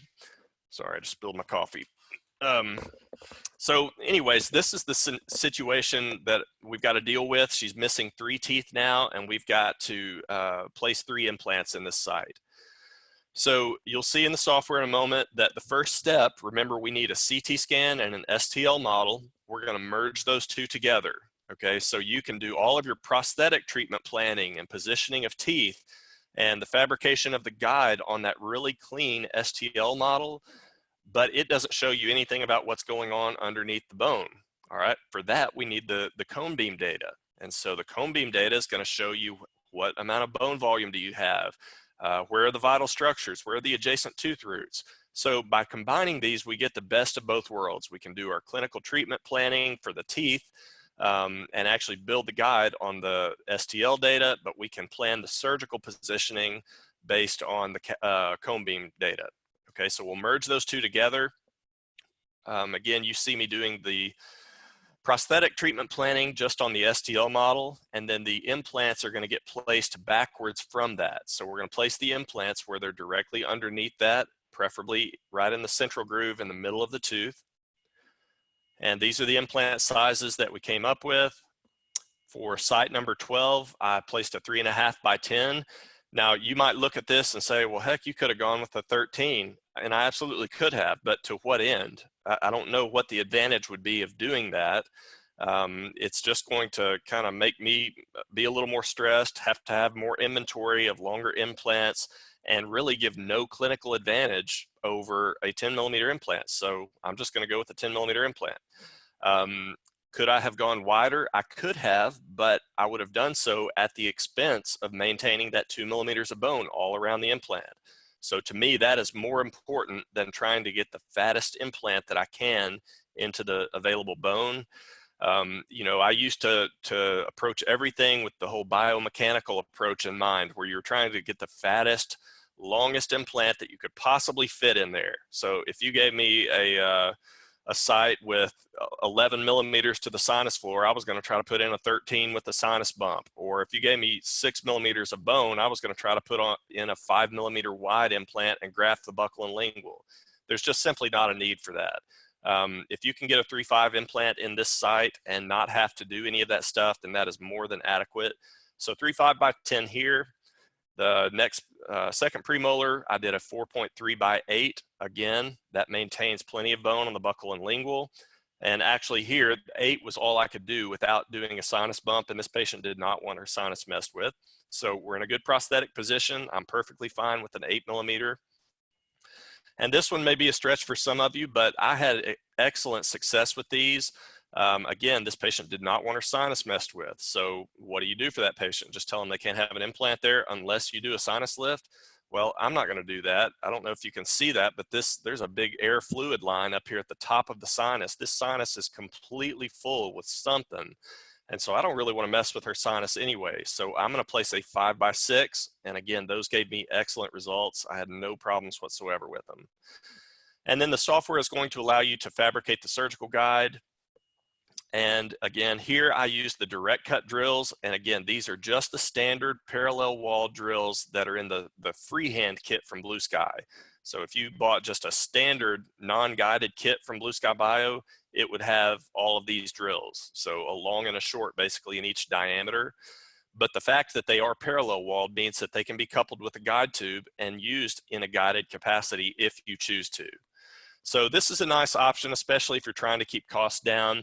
And what's unique about this approach is it's a 1 drill protocol. So your first drill is your final drill. And you're just going to simply take that drill and peck away at it, go 1 to 2 millimeters, slow and easy until you bottom out. And once you bottom out, you remove the guide, you screw your implant in. And as far as depth control, well, actually first, I'll show you this. These are the final drills for a 3.5 implant. So I think the actual diameter for a 3.5 implant is a 2.9 drill or maybe a 3.0. Anyways, it's undersized from the final implant because you want it to have some primary stability. So the drills are always going to be a little smaller than the implant that they're matched to. So you've got a long and a short for the 3.5, you've got a long and a short for the 4.3, and a long and a short for a 5.0. And then you could do the same thing for a 3.0 implant. There would be a long and a short drill for that. It's a 2.6 diameter. If you wanted to take a pilot drill approach, then you could pretty much just buy the final drill for a 3.0 implant, which is a 2.6 diameter drill, and then use that for all your cases just to make a pilot hole. And then just switch over to your kit drills and enlarge from there. Okay, so again, I don't like this as much as fully guided, but it's an option out there and it is cheap. It's very easy. As far as depth control, if you choose the direct cut drills, it's going to control your depth by actually building in a depth stop to the surgical guide. So if you see these half circle things that are sticking up here, the software is going to ask you what handpiece you're using because different handpieces swallow up a different amount of the drill shank. And based on that, it knows how deep you've got to drill and it knows how much available drill there is. So it's just going to build the drill so that when your handpiece head bottoms out on this semicircular stop, then you know you're at full depth and then you can take it out and place the implant. So this was the entire armamentarium for that case, other than, you know, my suture and my scalpel. Remember that we're going to put the guide on, verify the fit, and then use that little purple marker to make some little dots. I didn't take a picture of that, but imagine with me. And I'm going to make the incision just lingual to that. Okay, so that may look more palatable than what many of you are accustomed to, but there's reasons for doing that. Again, it's better blood supply to get complete closure of your flap, less chance of that implant getting infected, less bacterial disturbance, all of those things. So again, one drill protocol. So for this site, we took the final 5.0 drill, just up and down, pumping motion, lots of irrigation until it bottomed out. For this site, we did it with the 4.3 drill, and for this site, we did it with the 3.5 drill. And with that done, we then placed the implants. And again, these are Biomax, and you can see the cover screw is the exact same size on all of these. So this is a 3.5, this is a 4.3, this is a 5.0, but they all are narrow platform Biomax. So it's that narrow platform connection. And then we just sew this up. And again, because the incision line is going to not be right over the top of the implants, you're going to have blood supply from side to side and from underneath to get complete closure of that flap. And that, to me, gives the best chance of this implant healing undisturbed and integrating like it's supposed to. And here was the final placement, and it's exactly where we planned it. We're 3 millimeters between adjacent implants. We're 1.5 millimeter from the adjacent tooth. It's always a fun day when you take your final check film after suturing up and realize you forgot the cover screws. So I had to actually undo the sutures and pop those cover screws on. But here's the uncovery. So I keep the guide. When I do the uncovery, I make the same dots and my incision goes just lingual to that. And then you're going to have exposed bone in between these healing abutments on the crest. That's okay. That will granulate in fully. You don't have to try and get primary closure over all of that. And by doing this, you're actually going to gain some ridge width from the keratinized gingiva and have a better long-term, more stable result. And we were using the Cerac, so we did some custom abutments and milled some crowns. Again, if we're following Tarnow's guidelines, we can plan this contact point. So even though I don't have a contact or a papilla on the day of delivery, I can know with pretty good certainty that I'm going to get papilla fill in here as long as there's 5 millimeters or less of space from the contact down to the crestal bone. And that was the final x-ray here. You can see we've maintained some of that supracrestal bone, and that was our final result. All right, so I'm about to switch over and actually show you how to do some planning in the software. What I'm going to demonstrate today is actually going to be using the wizard workflow. And so the wizard is going to be best for your 1 to 2 implant cases, on cases where you're placing a system that is supported by Blue Sky Plan, meaning It's in the drop-down menu. You don't have to go manually inputting numbers. If you have to do that, then you're going to need to work in advanced mode. And then also, if it's a straightforward case, again, that's what we're focusing on here. We're not trying to do crazy grafting cases or really odd angulations. Straightforward cases, the wizard is excellent, and it's pretty dummy proof. I think you'll see there's not much of a learning curve on this when we get into the software. Okay, so Michael, before I jump to the software, while I'm switching over, any questions I can answer? Yeah, there are actually a lot of questions, but Okay. a lot of people are actually waiting to see the software and how to work the case in the software. Okay. So let's proceed with the software demonstration and then come back to the questions later. All right, beautiful. Just to make sure, can you see Blue Sky Plan homepage on my screen? No, I'm looking at your PowerPoint presentation right now. Okay, all right, let me share a different one.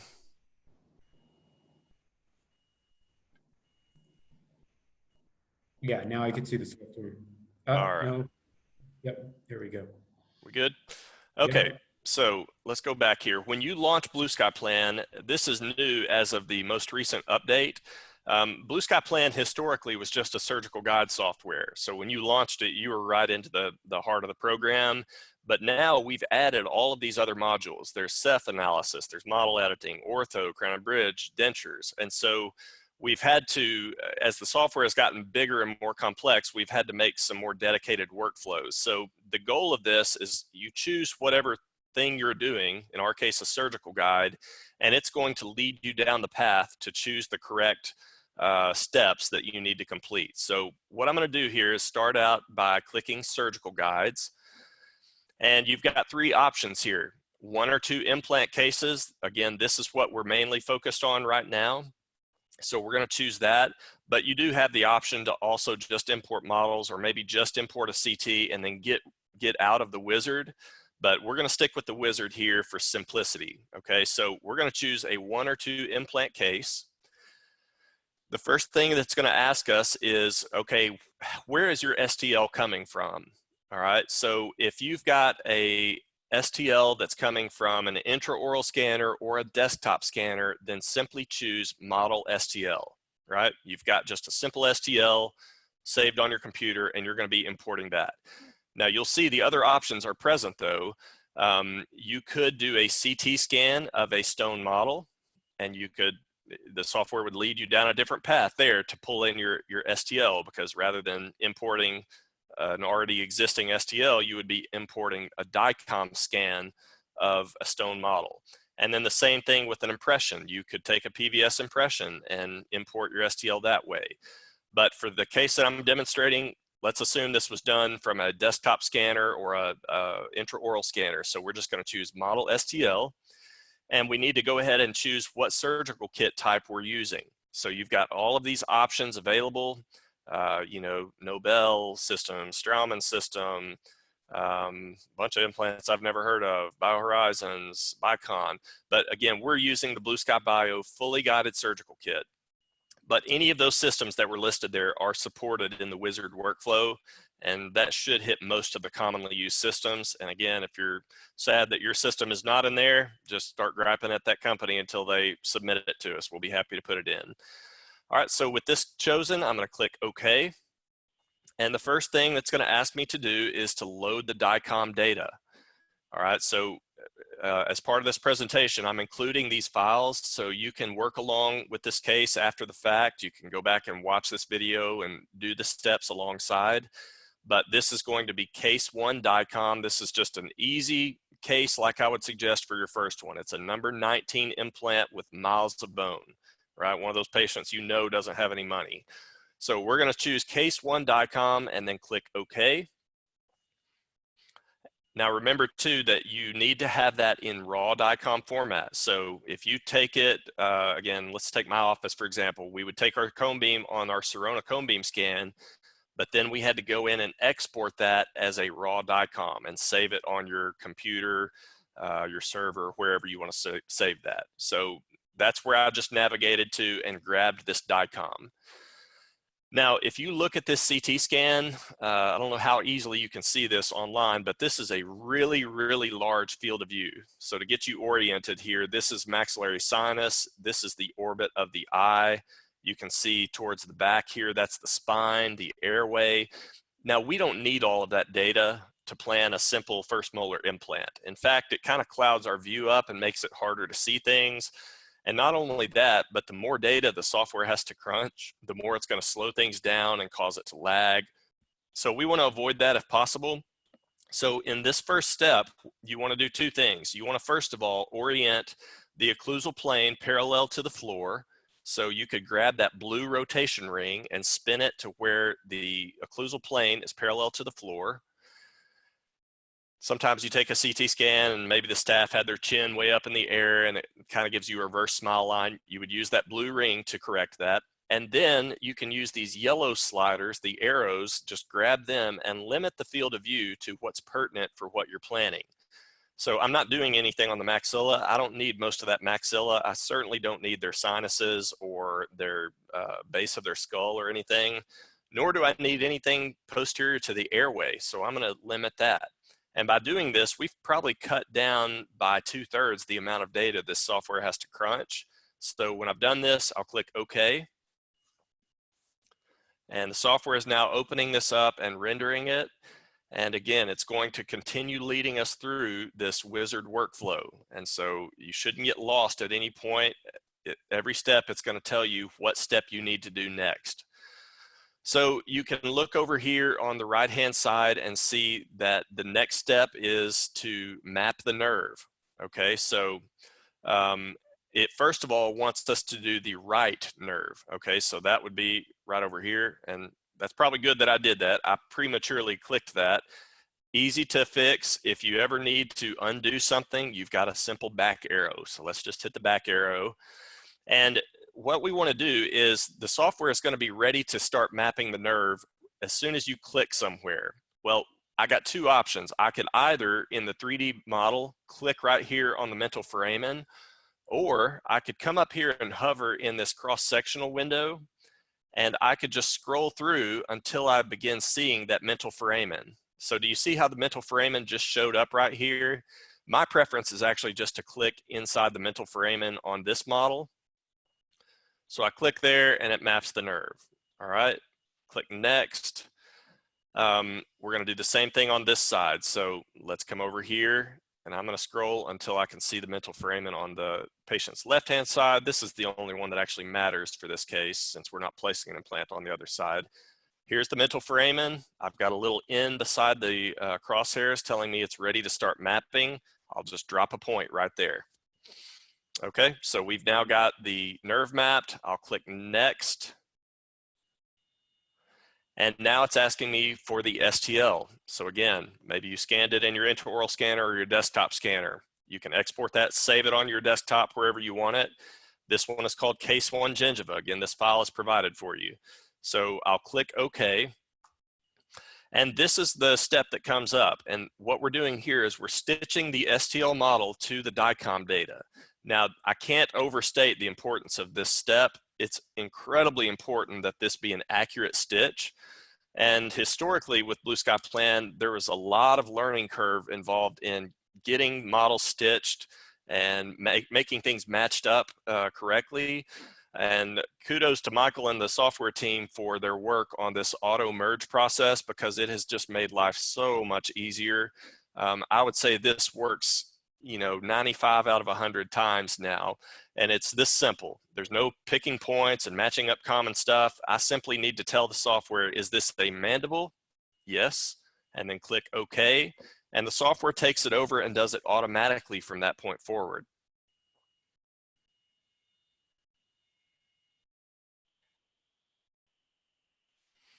And as you see, the software positioned this exactly where it should be. And now I want to show you what to look for when you're trying to verify the accuracy of the stitch. So there's two main windows I'll look in. All I did right there is that I've got this axial view right here. I'm maximizing that. And I'm going to scroll down to right here where I start to see the cusp tips appear. And hopefully you're able to see that yellow model outline is incredibly tightly adapted to my CT data. Okay, so that's a good stitch. That's what we're looking for. The other one you might want to look at is this cross-sectional window. And when you scroll through here, once again, you should see that yellow model outline really tightly adapted to the CT data. If it's not, you need to go back and work on your stitch. Reasons why a stitch might be off, the most common one is because of excessive scatter in the mouth, like the patient that has a gold crown or an amalgam on every tooth. Those can be problematic cases to stitch sometimes, so you might want to steer away from those for your first case as well. But this one did it excellent, and again, I found the vast majority of cases the automatic alignment works extremely well. So if you're just jumping into guided surgery, you're here at a right time, because it's a lot easier than it was even a few short months ago. So with that done, I'll click next. The next thing it's asking me to do is to position a tooth. Remember that we're doing a clinically driven treatment plan, excuse me, or I'm sorry, I should say a prosthetically driven treatment plan. And so we want to actually position a tooth first and then plan the implant backwards from that. So there's a drop-down menu here. You've got several libraries of teeth. It doesn't matter which one you use, but I'm going to choose the proper tooth, lower left first molar, and I'm going to say okay. Now the software is at the same time going to ask you what implant you want to get. Now you can choose one and then be able to change it later on. So don't think this is set in stone. If it's a molar, my default size is going to be 5.0 in diameter and probably a 10 millimeter length. So I'll just go Biomax, 5.0 diameter, 10 millimeter in length. You want to choose the correct jaw orientation. So mandible is selected there. And with that done, now I can click OK. All right, so spin your model down. If you need to zoom in, use your right mouse and just push forward or back. And what I want to do is just click right in the middle of this edentulous space. It's going to drop the tooth in, and then I can position this tooth. Okay, so this widget, every time you hover around this, the widget will appear, and you can control the positioning of this tooth. So I can go up and down. I can look at it from the distal and try to make sure that I've got the cusp tips lined up.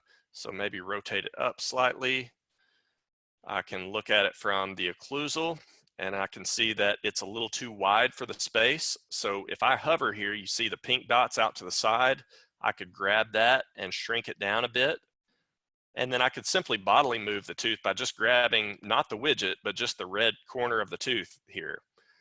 And I'm just trying to position this to where my central grooves are lining up, the general cusps are in alignment, it doesn't have any strange cant to it or anything like that. And so that's looking pretty close here. Might stretch it out just a bit more. So I'm happy with the tooth position now, and I'll click next. Now the next step is asking you to position though the implant. Okay, so the implant and the tooth were locked prior to this, and you were positioning things without any regard for the implant. At this point though, it breaks apart the lock between the tooth and the implant, and you can move the implant individually. So think back to our implant positioning guidelines that I mentioned. You want to take your implant and put it right in the middle of the edentulous space between the adjacent roots. You want to generally parallel the adjacent roots, follow their same trajectory. And then this is a tangential view that you're seeing on the right-hand side. If I just hover in this window and use my scroll ball, it will spin that implant on its axis, and I can see it from every different dimension. So while it looked great from this dimension, if I look at it from a proximal view, I can tell that I need to change the angulation a little bit. The apex is too close to the lingual border of the mandible.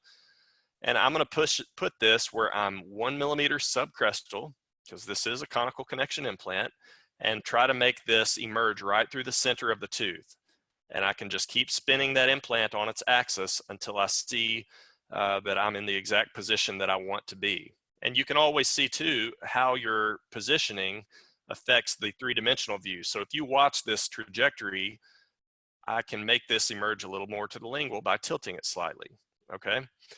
So back to our positioning guidelines, we're 1 millimeter subcrestal, we're parallel to the adjacent roots, we're in the middle of the edentulous space, we're emerging right through the middle of the prosthetic tooth, and we're millimeter subcrestal. So I filled all the criteria that we wanted to do for ideal implant positioning. I mean, I so wish there were more of these cases, because this is just almost stealing. These cases are so easy. They are really straightforward, and it's a great service to your patient. It's going to be a quick and easy procedure. So implant is placed now, and I can click next. And you can see the process or the progress here. We're 85% of the way done.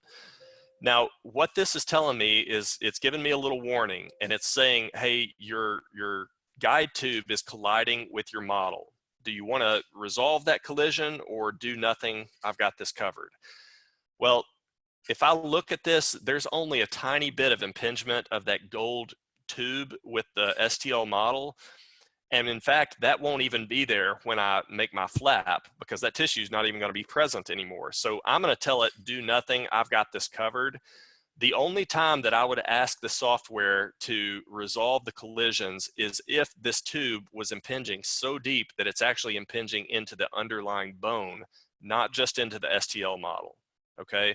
But a little bit of a corner impingement, that is not going to be a problem, and it's not going to affect anything that we're doing. Okay, so we're at the last step pretty much here, and that is to design the guide. Remember that you've told the software the kit you're using and the implant line. It knows the implant size and position, and based on that, it will automatically position your guide tube.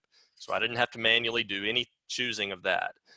So we're ready to draw the guide. So when you want to draw your guide, you need to push the shift button on your keyboard, and you can either do it in a continuous line like so, and then when you run out of model, just let go of shift and you can reorient. Or you can do it by holding shift and doing individual clicks. And at some point, you're going to want to go up and over the incisal edge. I usually do about half the arch or maybe to the opposing canine with my guide, if it's a single tooth guide. And then reorient and look at it from the lingual and continue your line on down. And as far as the depth of the line, I usually put it right at the CEJ of the teeth, okay? Now, an important step here I've seen some people get stuck in is they might go right here and then they get stuck. They can't go forward. You've got to drag that final node into the first one, okay? And that closes the loop and gives you a final closed contour of where your guide is. And when you look at this, if you see something you don't like, you can individually move any of these nodes. One other thing that you might want to do is to create a window. So I can do that at this stage by right-clicking and say add window. Now by adding a window, think about when you do this procedure, how can you tell if your guide is fully seated? If you don't have any place to see through it, then you really don't know if it is.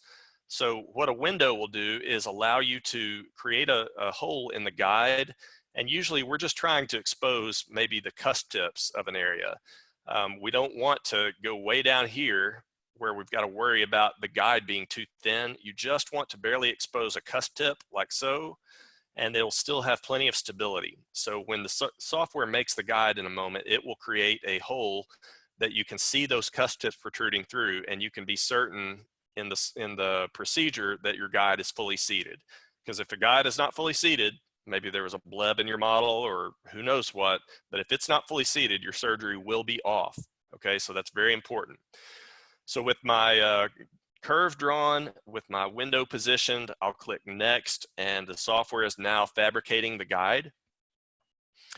And I should mention that, we've done all this at this point. There's been no costs incurred. You can go back and practice this as many times as you want or get your own cases and practice them.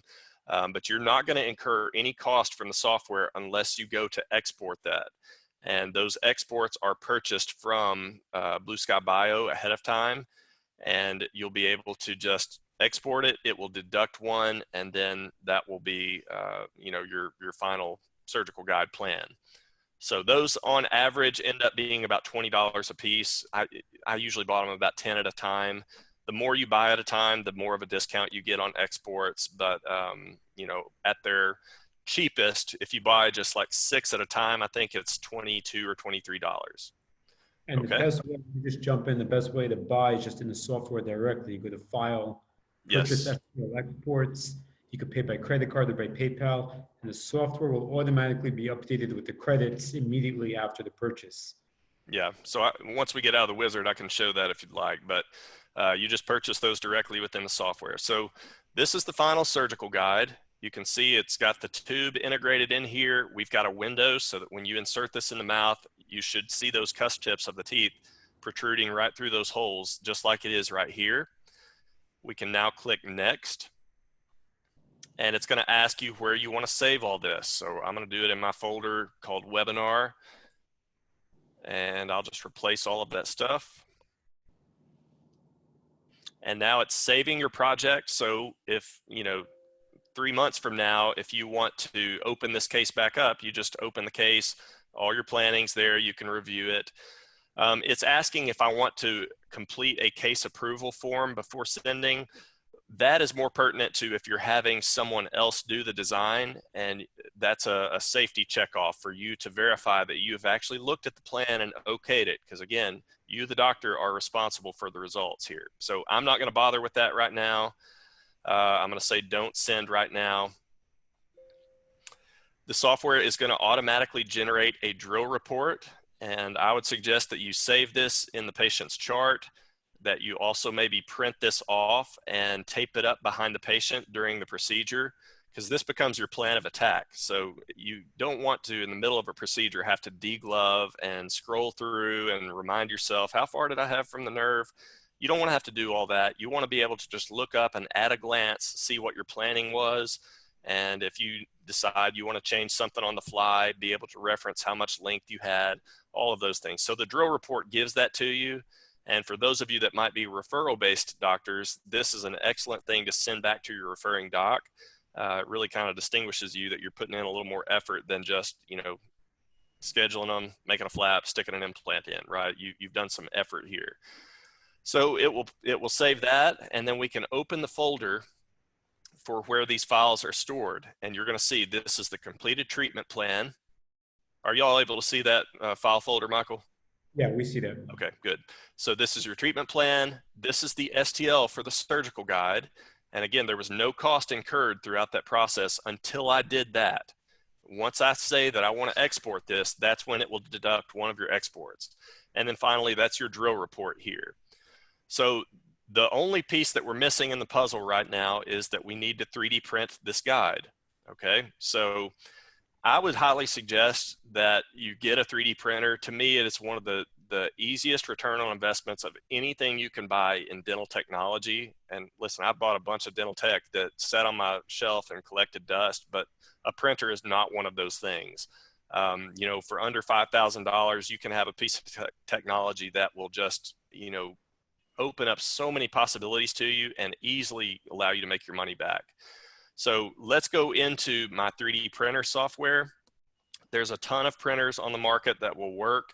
Me personally, my favorite ones are the Sprint Ray printers. I've got the Moon Ray and the Sprint Ray Pro. Really like both of them, and I think you'll see why, because their software is extremely intuitive. This is the software, and this is your virtual print bed. So all I need to do is come over here to the plus button. I'm going to hit Add Model, and then we save that on my desktop under Webinar. So I'll go find my Webinar folder, and there's the surgical guide. I'll just double click that, and it will pull that in to be printed. Now, the way it dropped it in here is intaglio side down. You're going to have to build supports under this, and you don't want to have to clean supports out from the inside of your surgical guide. So just grab the little widget and rotate this where the intaglio is facing up, okay? And then you need to build supports under it. And so with the Sprint Ray software, you can simply push this button. It's giving you a thumbs down here saying you don't have an adequate base area. In other words, you need supports. Just always use supports. If I can click the button that says fix, it's going to support this from underneath and make sure that we don't have a failure due to unsupported edges. And now this is ready to print. You just need to choose the printer that you're using, what resin you're using. So let's go use the surgical guide resin here. You can choose the resolution, 50 or 100 microns. I pretty much always print at 100 microns. We'll apply that. And then to print this, all we do is go over here to the icon at the right and click print. Now mine is actually not here right now, so I'm not connected, but the printer will wirelessly connect to you if you've got it present. And you can see here that my total print time is going to be 32 minutes. it's going to use 11 milliliters of resin, which is virtually negligible. That's going to cost you $3 or $4. It's telling you that it's a printable, it shouldn't give you problems. And so all I would do at this point, if I was connected to my printer, is push print, and it would transfer wirelessly. And within 32 minutes, that is ready to pull out of the printer. Now, with 3D printing, if you're using a resin style printer like this, as soon as it finishes, it's going to still be covered in that liquidy resin. You've got to get that off, so you'll do an alcohol soak for about 5 minutes. I just keep an old sour cream tub of a little plastic tub of alcohol. I throw it in there for 5 minutes, rinse it off, and then I'll just give it a quick spray with some fresh alcohol to get any residue off. And one quick tip is to try to go ahead and fit your guide tube at this stage. So fit your guide tube into the guide right now before you do any post-curing. Because once you post-cure, it's going to get really, really stiff and hard, and it'll be very hard to insert that tube. Do it after you rinse, but before you post-cure. And then once your tube is in and fully seated, then you can hit the post-curing either in an oven or stick it out in the sunshine, and it can get to its full hardness, and that will actually embed that in where you don't have to worry about it coming out during the procedure. So that is pretty much the whole process from A to Z. If you've got the printer in-house, and if you've got a laptop that can run this software and access to a CT, then you've got everything you need to be able to do your surgeries fully guided from beginning to end. And you know, this demo on the software took me 15 minutes because I'm talking and trying to show you every little aspect. But if you were just doing this and just working through, there's absolutely no reason that it should take you more than 10 minutes to do that entire case.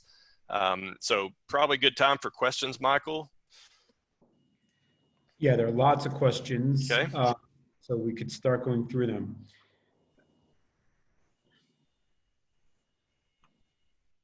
Can SprintRay software work on a Mac? Yes. Okay, great. Can you speak a few minutes about merging the STL scan to the CT scan, the need for both scans, and what are the options if the software doesn't have the automatic perfect scan? Yeah, so again, the good news is that the software does automatically merge on the vast majority of cases now. If it didn't, you've got a few options. You could, for example, come in here. Now, you notice here, can you see my software, Michael?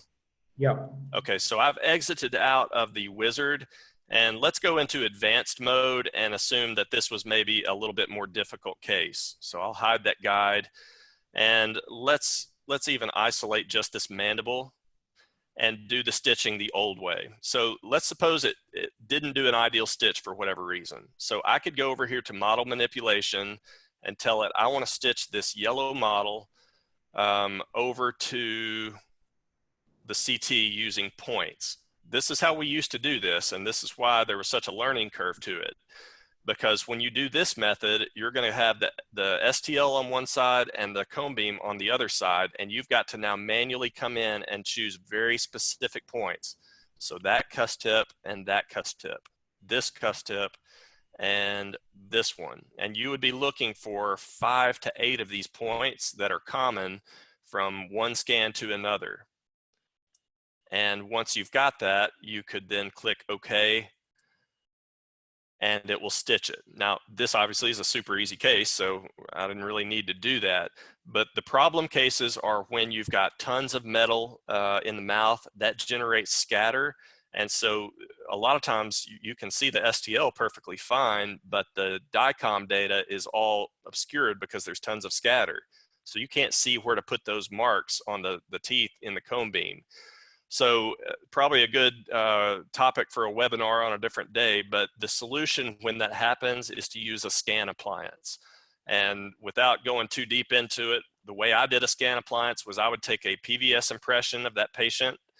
I would then take it out, put some radiographic markers on the tray, put it back in their mouth, and then cone beam scan them wearing that impression, and then take the cone beam or take the impression and cone beam scan it by itself. And when you do that, essentially what you've done is you've created independent stitching points with those little radiographic markers that are independent of the teeth. So they're not affected by the scatter, and it lets you get beyond that.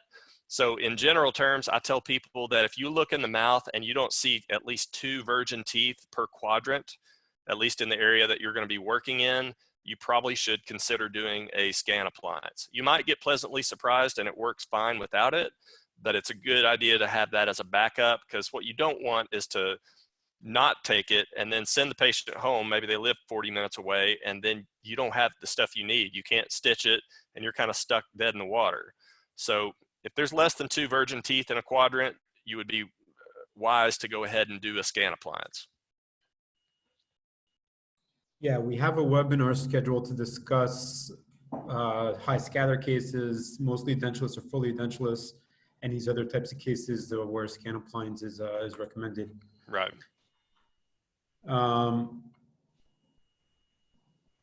Can you discuss what the window does? I know you mentioned it already. Just go over the window functionality, what the purpose of that is in the software. Sure. So if I actually show it on these slides real quick, can you see that still? Yeah. Okay, so you see this is how the print will look when you remove it from the print bed. At this point, you could break it off of those supports. Usually just a quick twist will break that guide off. You soak it in alcohol. Again, insert your guide tube before you do any post-curing. But this is what you're looking for. You're trying to verify the fit. So imagine if this tan model were the patient's jaw. You want to be able to look in there and verify that it's fully seated. So when I look, I've created 3 windows on this one, right here on the front, right here on the canine, and then even back here on the molar. And I can see that the teeth are completely flush sitting up into that hole. Whereas if there was some kind of a imperfection inside of the guide, or maybe a bleb on the model, or they've gotten a new crown since then, when you seat this, it's going to affect the fit and not go all the way down, and you won't see the teeth fully indexing into that. So that's the benefit of using the windows. And you can do that with the software. You can also just as easily not make windows, just print your guide and then take a handpiece or a lab burr and just buzz down an area until you see through it. And that will create a window as well. How would you handle situations where there isn't enough room between existing teeth for the metal cylinders? It's a very uncommon scenario. The only time that I've run into that is on lower incisors. And when that's the case, usually I default back to those direct cut drills and just a pilot hole. Because remember, if you think about like a 2/6 pilot drill, the guide tube for that pilot drill is going to be pretty small, and it should fit in even really, really narrow diameter spaces. So that's one of the only times when you might not be able to use that fully guided kit, because the fully guided kit has built-in keys on it that are about 5 millimeters in diameter, and thus the metal sleeve is going to be a tiny bit larger in diameter than that. And so if that will not fit, which again is rare, but if it won't fit, I'm going to default back to probably a direct cut drill in a narrow diameter. Are you flapping all your cases, even completely guided cases? Almost all, 99%. Okay. I don't do any cases anymore, so I don't flap ever now, but when I was doing them, that was my main way of doing it. Again, I like to see the bone, I like to get primary closure over them, and I like to bury them for a second stage uncovery. And doing flapless placement doesn't allow for any of those. Okay, can you talk about the accuracy of surgical guides and what could cause inaccuracy of surgical guides? Well, it just so happens I have some slides on that. So let's just go through these real quickly. Problems to watch out for. You know, this was a recent case I pulled off Dentaltown. Hopefully you won't mind me using it, but the doc was saying that he had a problem because this was this plan, and then the implant actually came out right here, which obviously is way too far to the buccal, got some exposed threads on the top. So what is the culprit when things don't go properly? Probably the most common one is not having a good stitch. So imagine this case, this same one we just did, but I've done a terrible stitch on it. And what will get people is that some people have in their mind, well, if I get to surgery and the guide doesn't fit, I'll just know that it didn't work and abandon it, and we'll just do it freehand. Not so. If you do an improper stitch but proceed in the software, your guide will absolutely fit, because all the software knows is, hey, I'm making a guide on this STL model that's oriented here. The software itself doesn't necessarily know that it's a bad stitch. And so that's something you have to verify. And so, you know, in a situation like this, your guide would fit, but your whole surgery is going to be off by however much that stitch is off. So remember, you're trying to get this good stitch where it's a tight adaptation between the model outline and the underlying CT data. And a couple of other things that might cause problems with stitches are movement during a scan. So look for a double image. That's a dead giveaway for movement during a scan. And the reason that's problematic is for a different reason, is because when you're taking a CT scan, that patient, it's assumed, is staying dead still. But as often happens, you might have a real big guy with big shoulders, and the thing gets around to the midline, and the head of the cone beam hits them in the shoulders, and they get bumped. So you'll oftentimes see a double image, like right up here at the midline. And if they get right back into position, that's not necessarily a problem. But if they get moved and for the remainder of that scan, they're in a different position, well, now your cone beam is not true to reality. You've got half of the cone beam that's true to reality and another half of the cone beam that's true to reality, but they're not relative to one another. And so always scrutinize your scans, look for evidence of movement before you let the patient go, because if there's a ton of movement, then you might as well just go ahead and take it again, or consider not doing it guided, because you're not going to be able to get an adequate stitch. This is one that drove me crazy. I was giving a course down in Nicaragua, and we were planning a bunch of CT guided surgeries. And so they sent me these CT scans, and they look beautiful. The intraoral scans they were using were from a 3 shape, so I knew they were accurate, but it didn't matter how hard I tried, I never could get a good stitch. If you look at that top middle picture, you can see that's a bad stitch. That's a prime example of what you don't want. And it drove me nuts until I finally figured out what was going on. The CT scan they were using to create this was actually one of those real small field of view machines, like oftentimes endodontists buy, you know, like a 6 centimeter scan.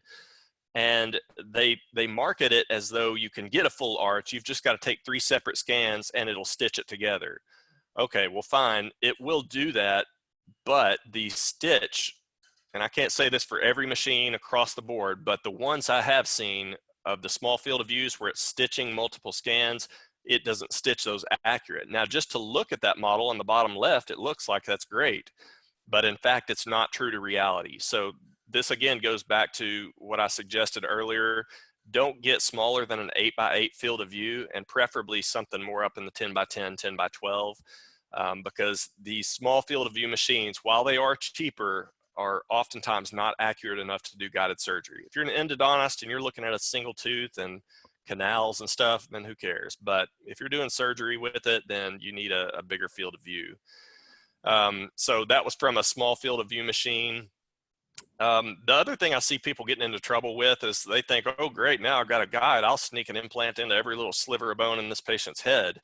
And, you know, you can do that, but just believe me, you're not going to outsmart Mother Nature. So this is I'm sure some of you experienced this. You place an implant, and on the day of placement, you had great primary stability, 30 or 40 Newton centimeters. It's good and tight. It's right where you think it ought to be, and you're high-fiving the assistant. And then you bury it. You come back in 4 months, and it's still completely buried, and yet you've had all this bone loss. Now, this burned me for a few years until I finally figured out what was going on, and it's that I'm just trying to press the limits of biology. So don't be jealous of my mad illustration skills here, but imagine you've got this ridge. Okay, so the reason we want to make sure we have 2 millimeters of bone on all sides of the implant is for blood supply.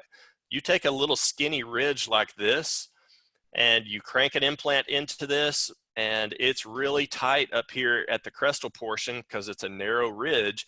Well, you got to imagine on a tapered implant, the greatest stress while it's being placed is at the crest. And so you're probably creating some little green stick fractures in that cortical bone. The cortical bone has a very poor blood supply and does a very poor job of healing and remodeling itself. And so inevitably what happens in that case is that you're going to end up getting some dieback around the coronal aspect of this down to the point where it has some blood supply. And lo and behold, that tends to be about right here where you get enough width that there's cancellous bone again. All right. And then over time, whether you buried it or not, the bone just retreats and reestablishes in this position. And you don't want that, right? And if you look at that on a PA, it looks exactly like what you're seeing here, a big cupped out lesion. So don't try to get an implant into every single possible site unless you're capable of doing ridge augmentation to create the bone you need. Again, we're focused on starting out with easy cases, so try to stick with cases where you can place an adequate sized implant and still have 2 millimeters of bone on all sides of it. And you know, this was not even a guided case, but it's just one I had for my old cases. I'm a right-handed dentist, so I didn't see this on the patient's left until I reviewed pictures. But you can see the big green stick fracture on the patient's left on the facial. And then lo and behold, when you uncover that a few months later, you're going to have bone dieback and some exposed threads. So you don't want that. A few other things, unseating of your guide or your guide tube, you got to hold that guide down. You know, if you let the chatter of the drill, or if you start leaning on it and you're really torquing over, you can overcome that guide seating and either unseat it or the guide tube. This was a case where a patient was just really difficult and biting down. And what we didn't notice again until after we looked at the pictures is that the way she was biting down was causing the hand to torque backwards, and you're seeing this guide tube unseat a little bit. Well, we went ahead and placed the implant, and based on the surgical position, we thought, hey, this is great. Look at this. And put the cover screw on, sewed it up, and then took the final PA, and this is what we had. Now that's worse. It's not as bad as it looks. I mean, again, you can see where the actual position is, but that still is not something I'm happy with. And what happened again, patient was just fighting us, the guide or the tube came unseated, and we ended up following down this socket instead of going right through this harder furcal bone. And so you've got to watch for that. You got to let the guide you. Don't overpower it and try to be torquing it and you know, doing it like you would a freehand case in the middle of the procedure. Another thing, as far as you mentioned, accuracy is to some degree a function of how deep you're drilling. There's something called the wag factor. I'm pretty sure that's the scientific name, but the wag factor means that the deeper you drill, the more potential deviation there's going to be at the apex of that drill. So a good example is like this case where we're doing all on 4 and patient's got tons of bone and needs tons of bone reduction. Well, you got 2 options. You could just stick a guide right on here and just drill way deep, place the implants way deep, and then reduce the bone down to the implants.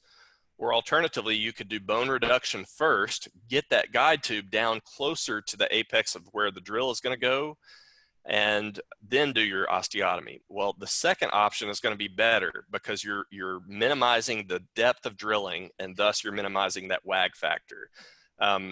Between a drill and a guide tube, there's a little bit of play. You've got to have a tiny bit of play, usually about 1/10 of a millimeter, in order to avoid creating metal shavings and getting stuck in there. Well, again, that amount of play, you know, causes it to wag a little bit, and the deeper you go, the more that wag is going to cause you to possibly deviate. So again, here's another benefit of sticking to 8 and 10 millimeter implants is that we generally don't have to even worry about wag factor. If you're only drilling to 8-10 millimeters deep, it's going to almost be negligible. So hopefully that answers that question. Any others? Yeah, there are a bunch of questions about the Biomax implants, compatibility. And on one hand, we say they're compatible. On the other hand, we say that we have some differences. The differences between the Biomax and the Zimmer style kits. If you could talk about those implants a little bit. Yeah, so again, Biomax 100% compatible, but don't hear that as being a clone. Again, I mentioned that Nobel tells you don't use their narrow platform in the posterior, and you shouldn't because it will break. again, we're not an exact clone. We made some changes that made it stronger while still maintaining that compatibility. And so that's what lets you use the narrow platform across the board with the Biomax. Now, with that said, we do have the RP in Biomax. So like if I click here, you can see these are RP implants. You've got that option if you want it. I just don't see the point. I mean, it's more inventory, it's not stronger. I just don't see any point in using something other than narrow platform.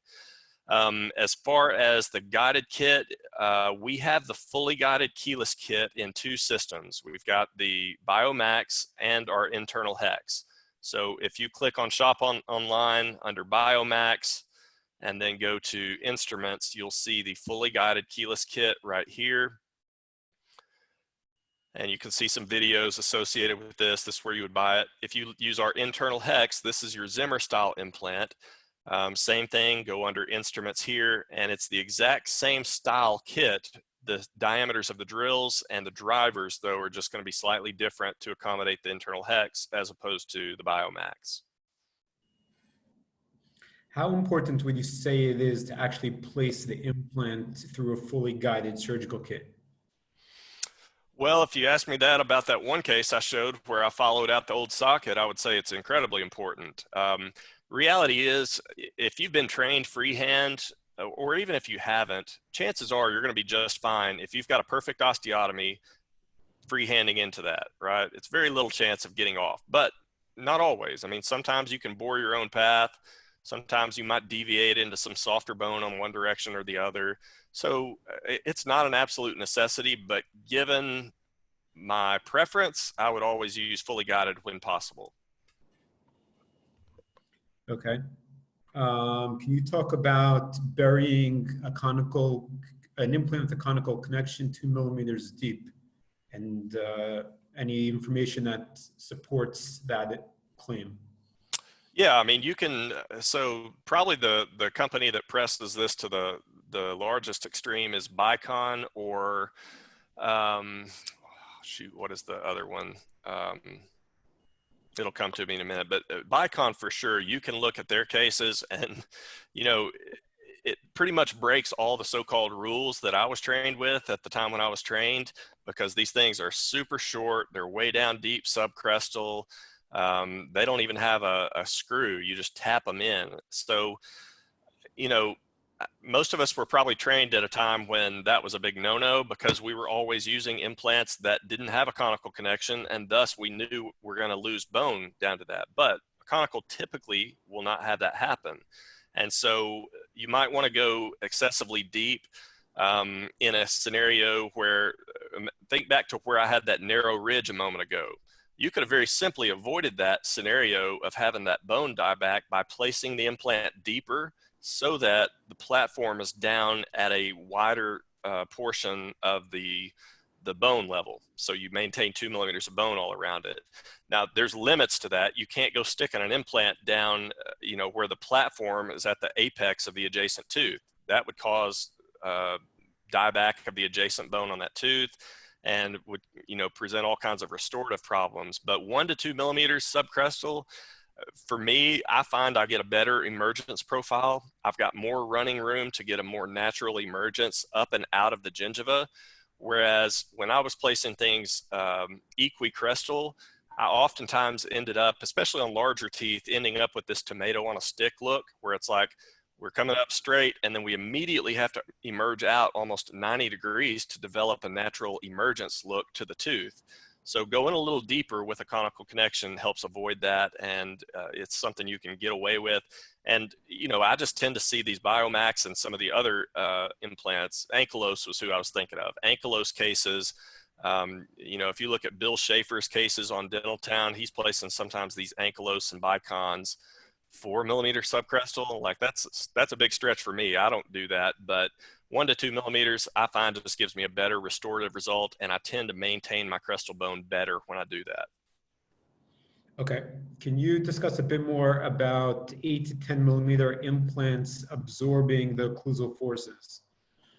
Yep. So you can go, and some of the original studies were done by Carl Misch, and he was the one that kind of did this finite element analysis study where The computer modeling would have the integrated implant, and it would test the bone, you know, elasticity and all that stuff. But it basically would show the stress distribution.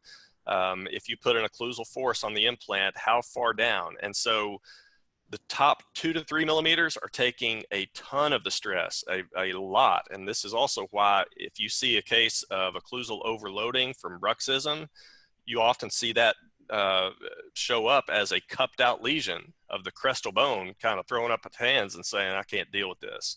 Okay, so the top portion of the bone is going to take the vast majority of the stress, and the deeper you go, the less stress that it's going to be taking. So again, I would refer you to Mish's textbook on his finite element analysis study. And then this has been backed up by quite a few studies now that are showing, just look up the literature on short implants. I mean, bottom line, short implants work.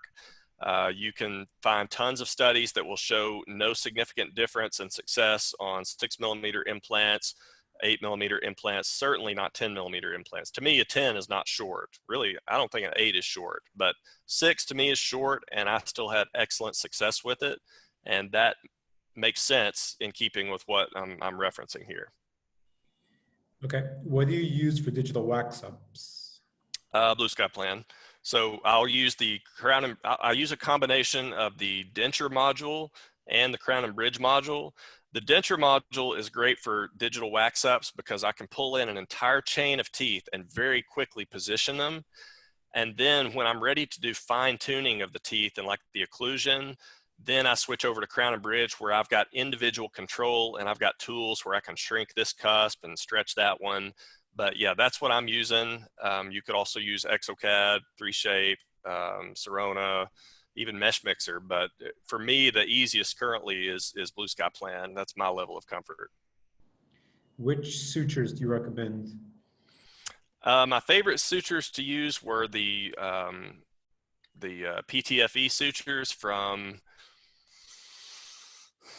I'm blanking on the company name, but anyway, they're just the Teflon sutures. I mean, I like those because they tie really easy. You know, you can throw your first loop and then throw your second loop in reverse and it'll snug both of those down simultaneously. So those worked really, really well for me. I think Osteogenics is who I got it from, but I think we even sell a Teflon suture, but there's lots of them out there. They're a little pricier, but the tissue heals as though there was nothing there. There's no inflammatory component from them. They tie easier, they hold up well. They're not resorbable, so you will have to remove them. The other suture, I'm blanking on the name of right now. Hopefully it'll come to me in a second, but if I can't think of it, just message me later online. There's a particular suture that Danny Doming uses a lot for his full arch cases. Have a lot of the same advantages, but they resorb in about 2.5 weeks.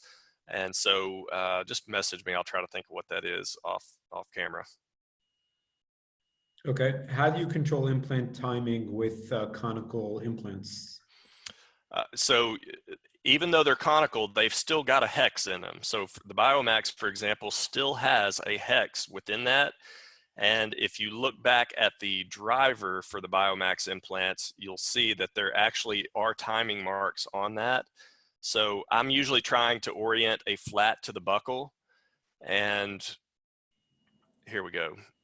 It's a little difficult to see, but on the driver itself, right up there on the stop, you can see there's actually 6 little marks right here, right here.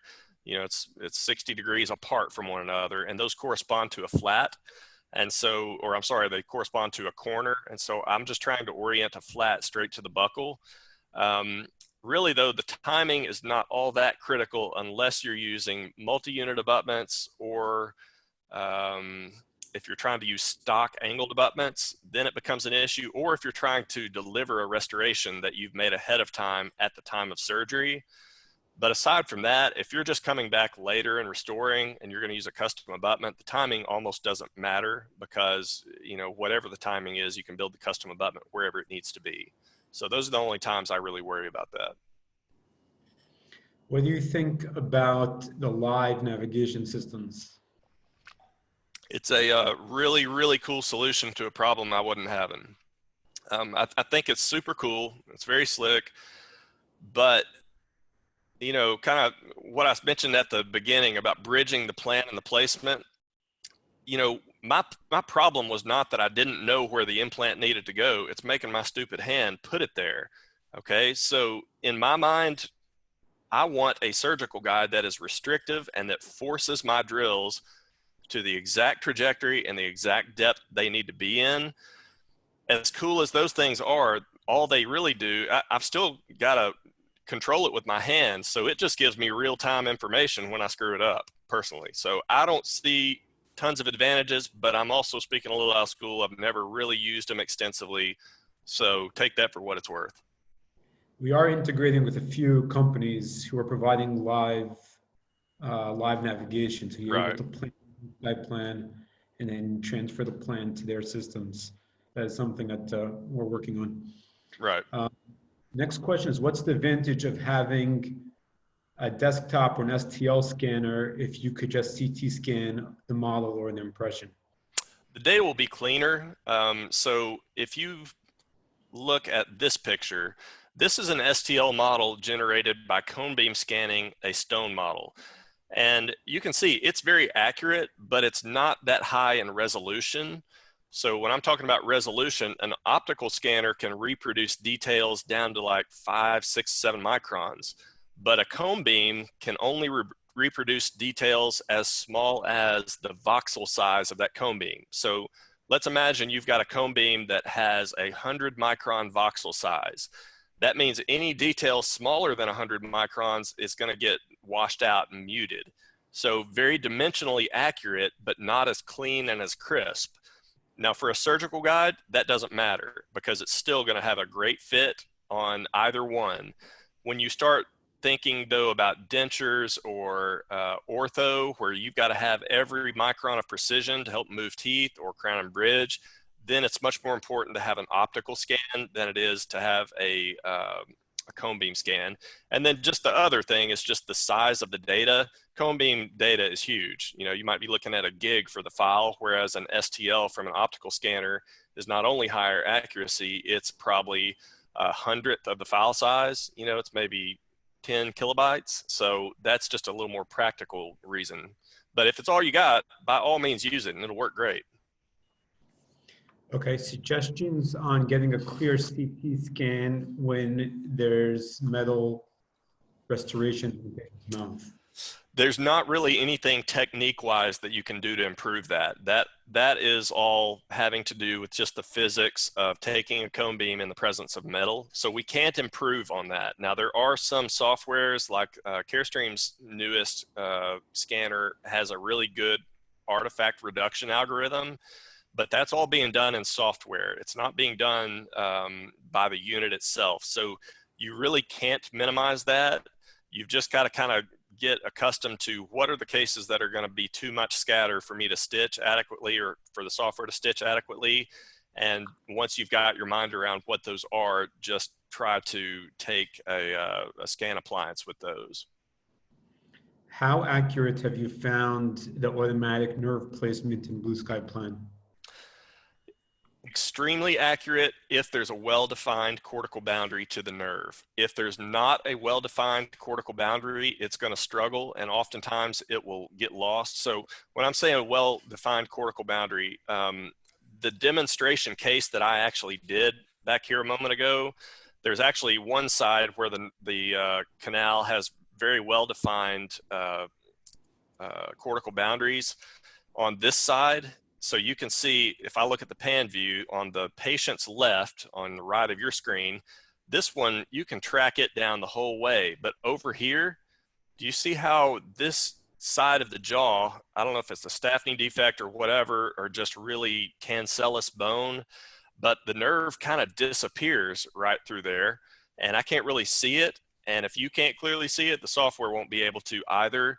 And so you would be better off to manually map the nerve. And the way I manually map the nerve is I will take my pen and I'll hit this button and go into the slice view.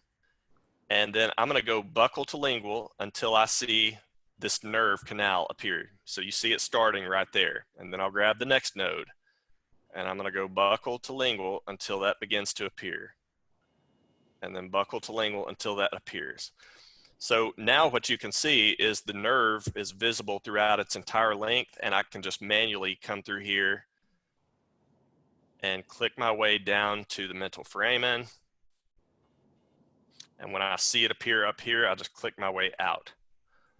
That is the only surefire, foolproof way I know to map the nerve, is to do it manually. And I do have a YouTube video on how to do that. But if, you know, what I usually suggest is just try the auto map, because it takes 5 seconds. And if it doesn't look like it's ideal, you can either manually move the nodes around to make it be where it should be, or you could come back and manually map it like I just did. Right, I think it's important to mention that everything that we do automatically in the software can also be done manually. We don't restrict it to automation, but we propose an initial solution. If it's good, great, and if not, then it could be updated or done manually. Absolutely, yeah. There's a bunch of questions came in regarding validation, distance from adjacent implants or from nerves, and connected to that obviously is those red exclamation marks that show up on the screen. Right. So if you ever have a red exclamation point and you're trying to figure out what that is, if you get out of the wizard, you can come up here to panels, implant validation. And anytime there's a red exclamation point, like what you're seeing right here, you can click on that and it'll tell you what's the problem. So here, remember we had a warning earlier about a guide tube violation. And the reason for that is because my guide tube is impinging into that STL a little bit here. Now, again, I mentioned earlier, I don't care about that because I'm in a flap and that's a non-issue, but you've got control over these parameters. So you could, if you feel like it's warning you too often, you've got control over these parameters. So it's set to warn me right now if there's a guide tube collision of 1.5 millimeters or more. Well, what if I change that to 3.5 millimeters? If I'm flapping, then I don't care about that.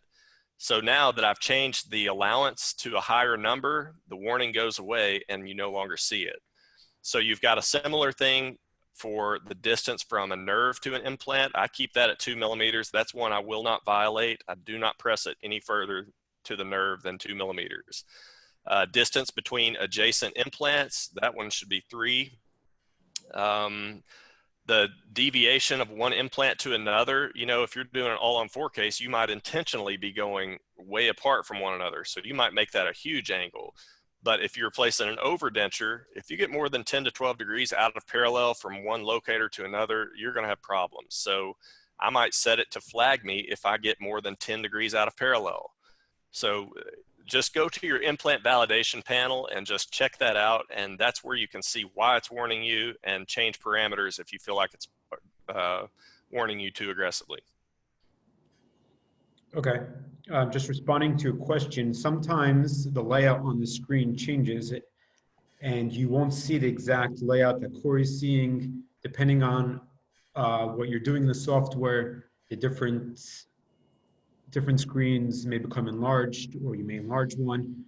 Pressing F3 on the keyboard will reset it and will give you the layout again. Yeah, so Blue Sky Plan does give you a bunch of different layouts of images and stuff. Like this is more of a traditional radiology view.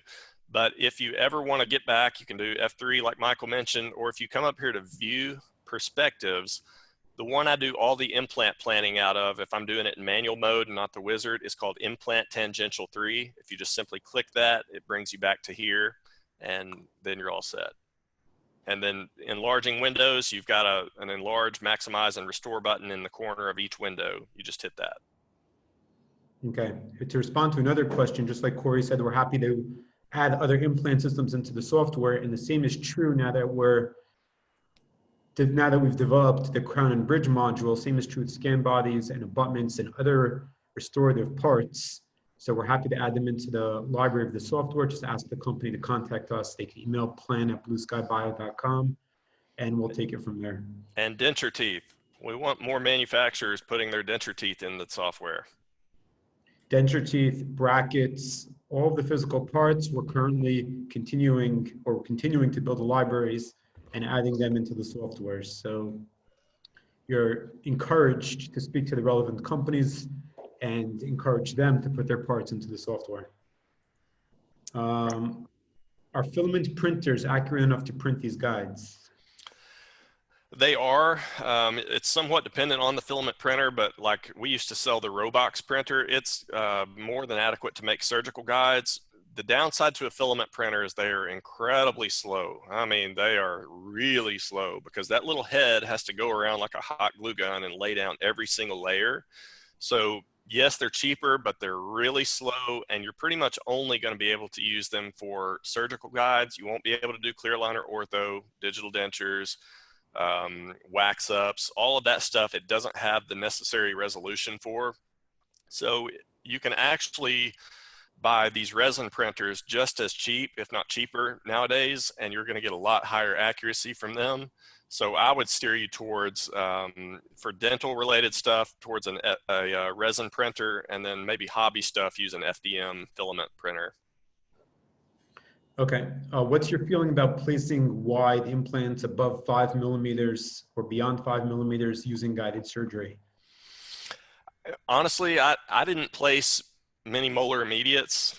I should say I didn't place any molar immediates, and that's the only scenario where I found it useful to place bigger than a 5 millimeter implant. So it's a problem I never ran into, but as far as I know, most guided surgery systems are not going to let you guide a drill larger than 5 millimeters, which means that you're probably going to have to guide up to that point and then maybe grab your 6.0, 7.0 drill and freehand it from there.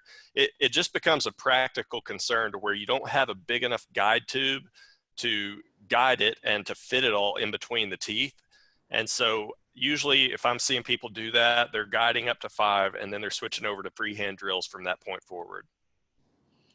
Okay, I think we should wrap it up with another question or two, and then we'll discuss additional avenues that people could get help if they want afterwards.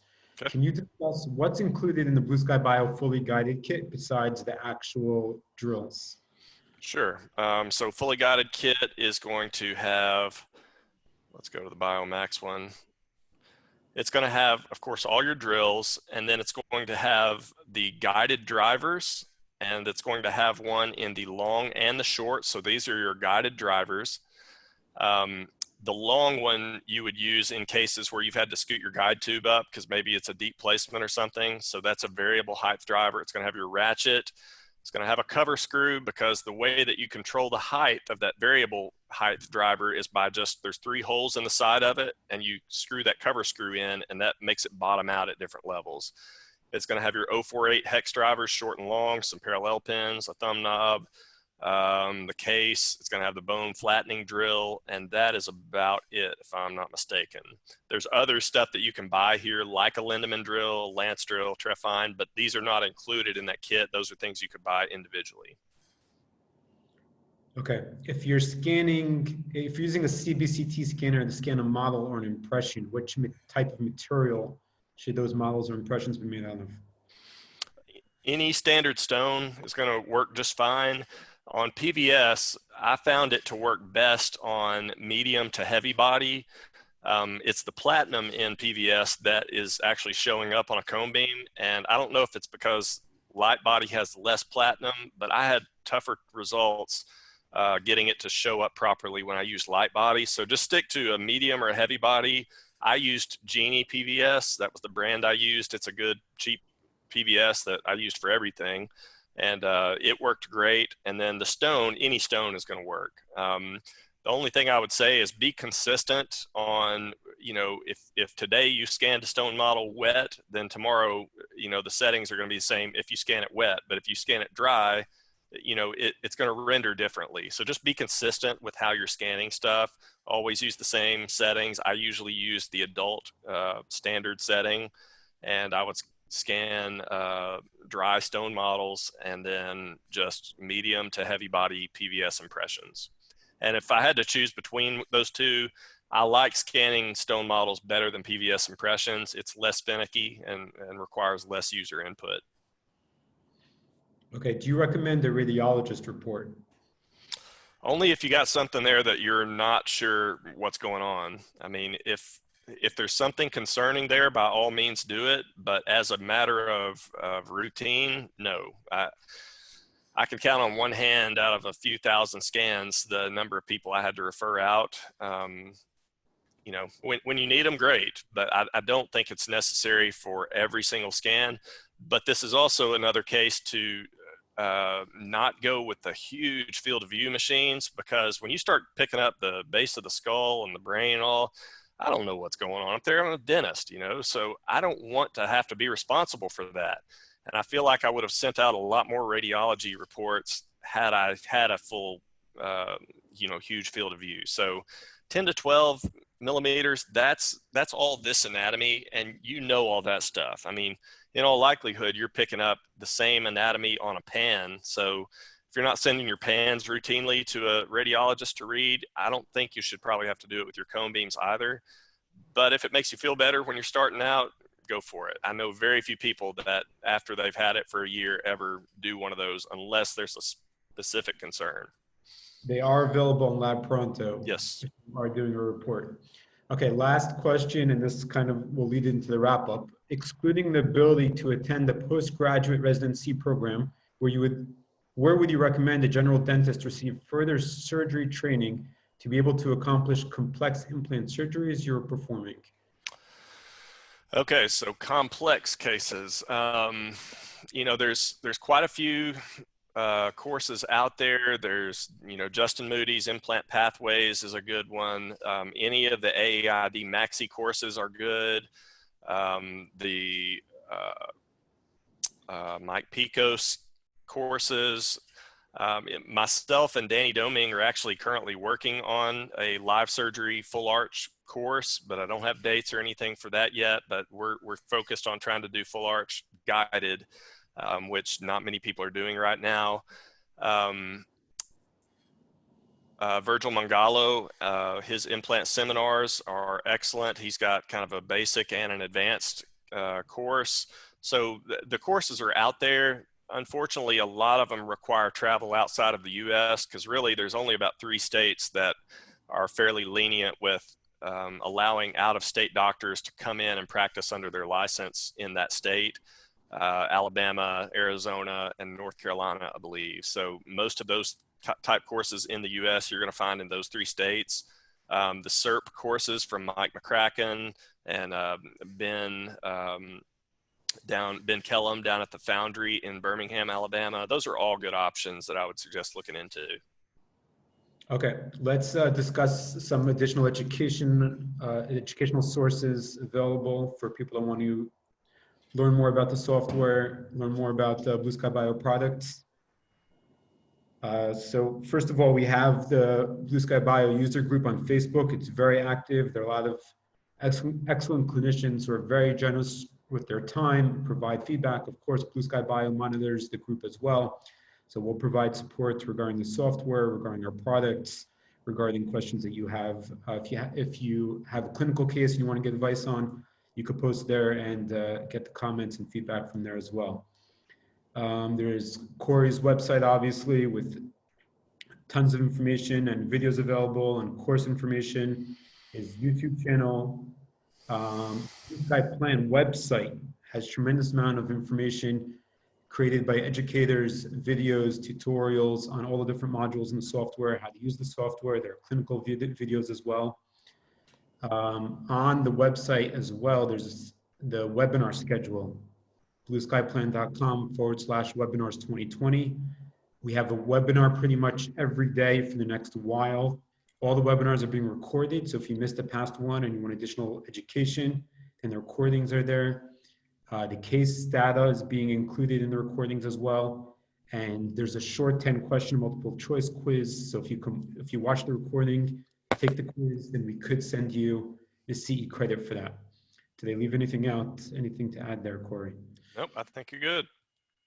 Okay, so we encourage everyone to stay tuned on the schedule on our Blue Sky Plan website, the Facebook channels, the new Facebook group for viral educational webinars, especially during this time period. And we encourage other educators and other companies to join the movement and to create and post and share educational information.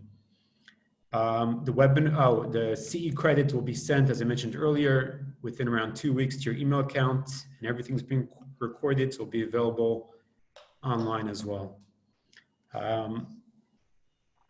Cory, thank you very much for your time, for always sharing information, taking the time for the webinars and creating all the videos Sure, and had to do it. software and everything that you contribute to dentistry and to Blue Sky Bio. Thank you. And thank you everybody for attending, and we hope to see you at the next webinar as well.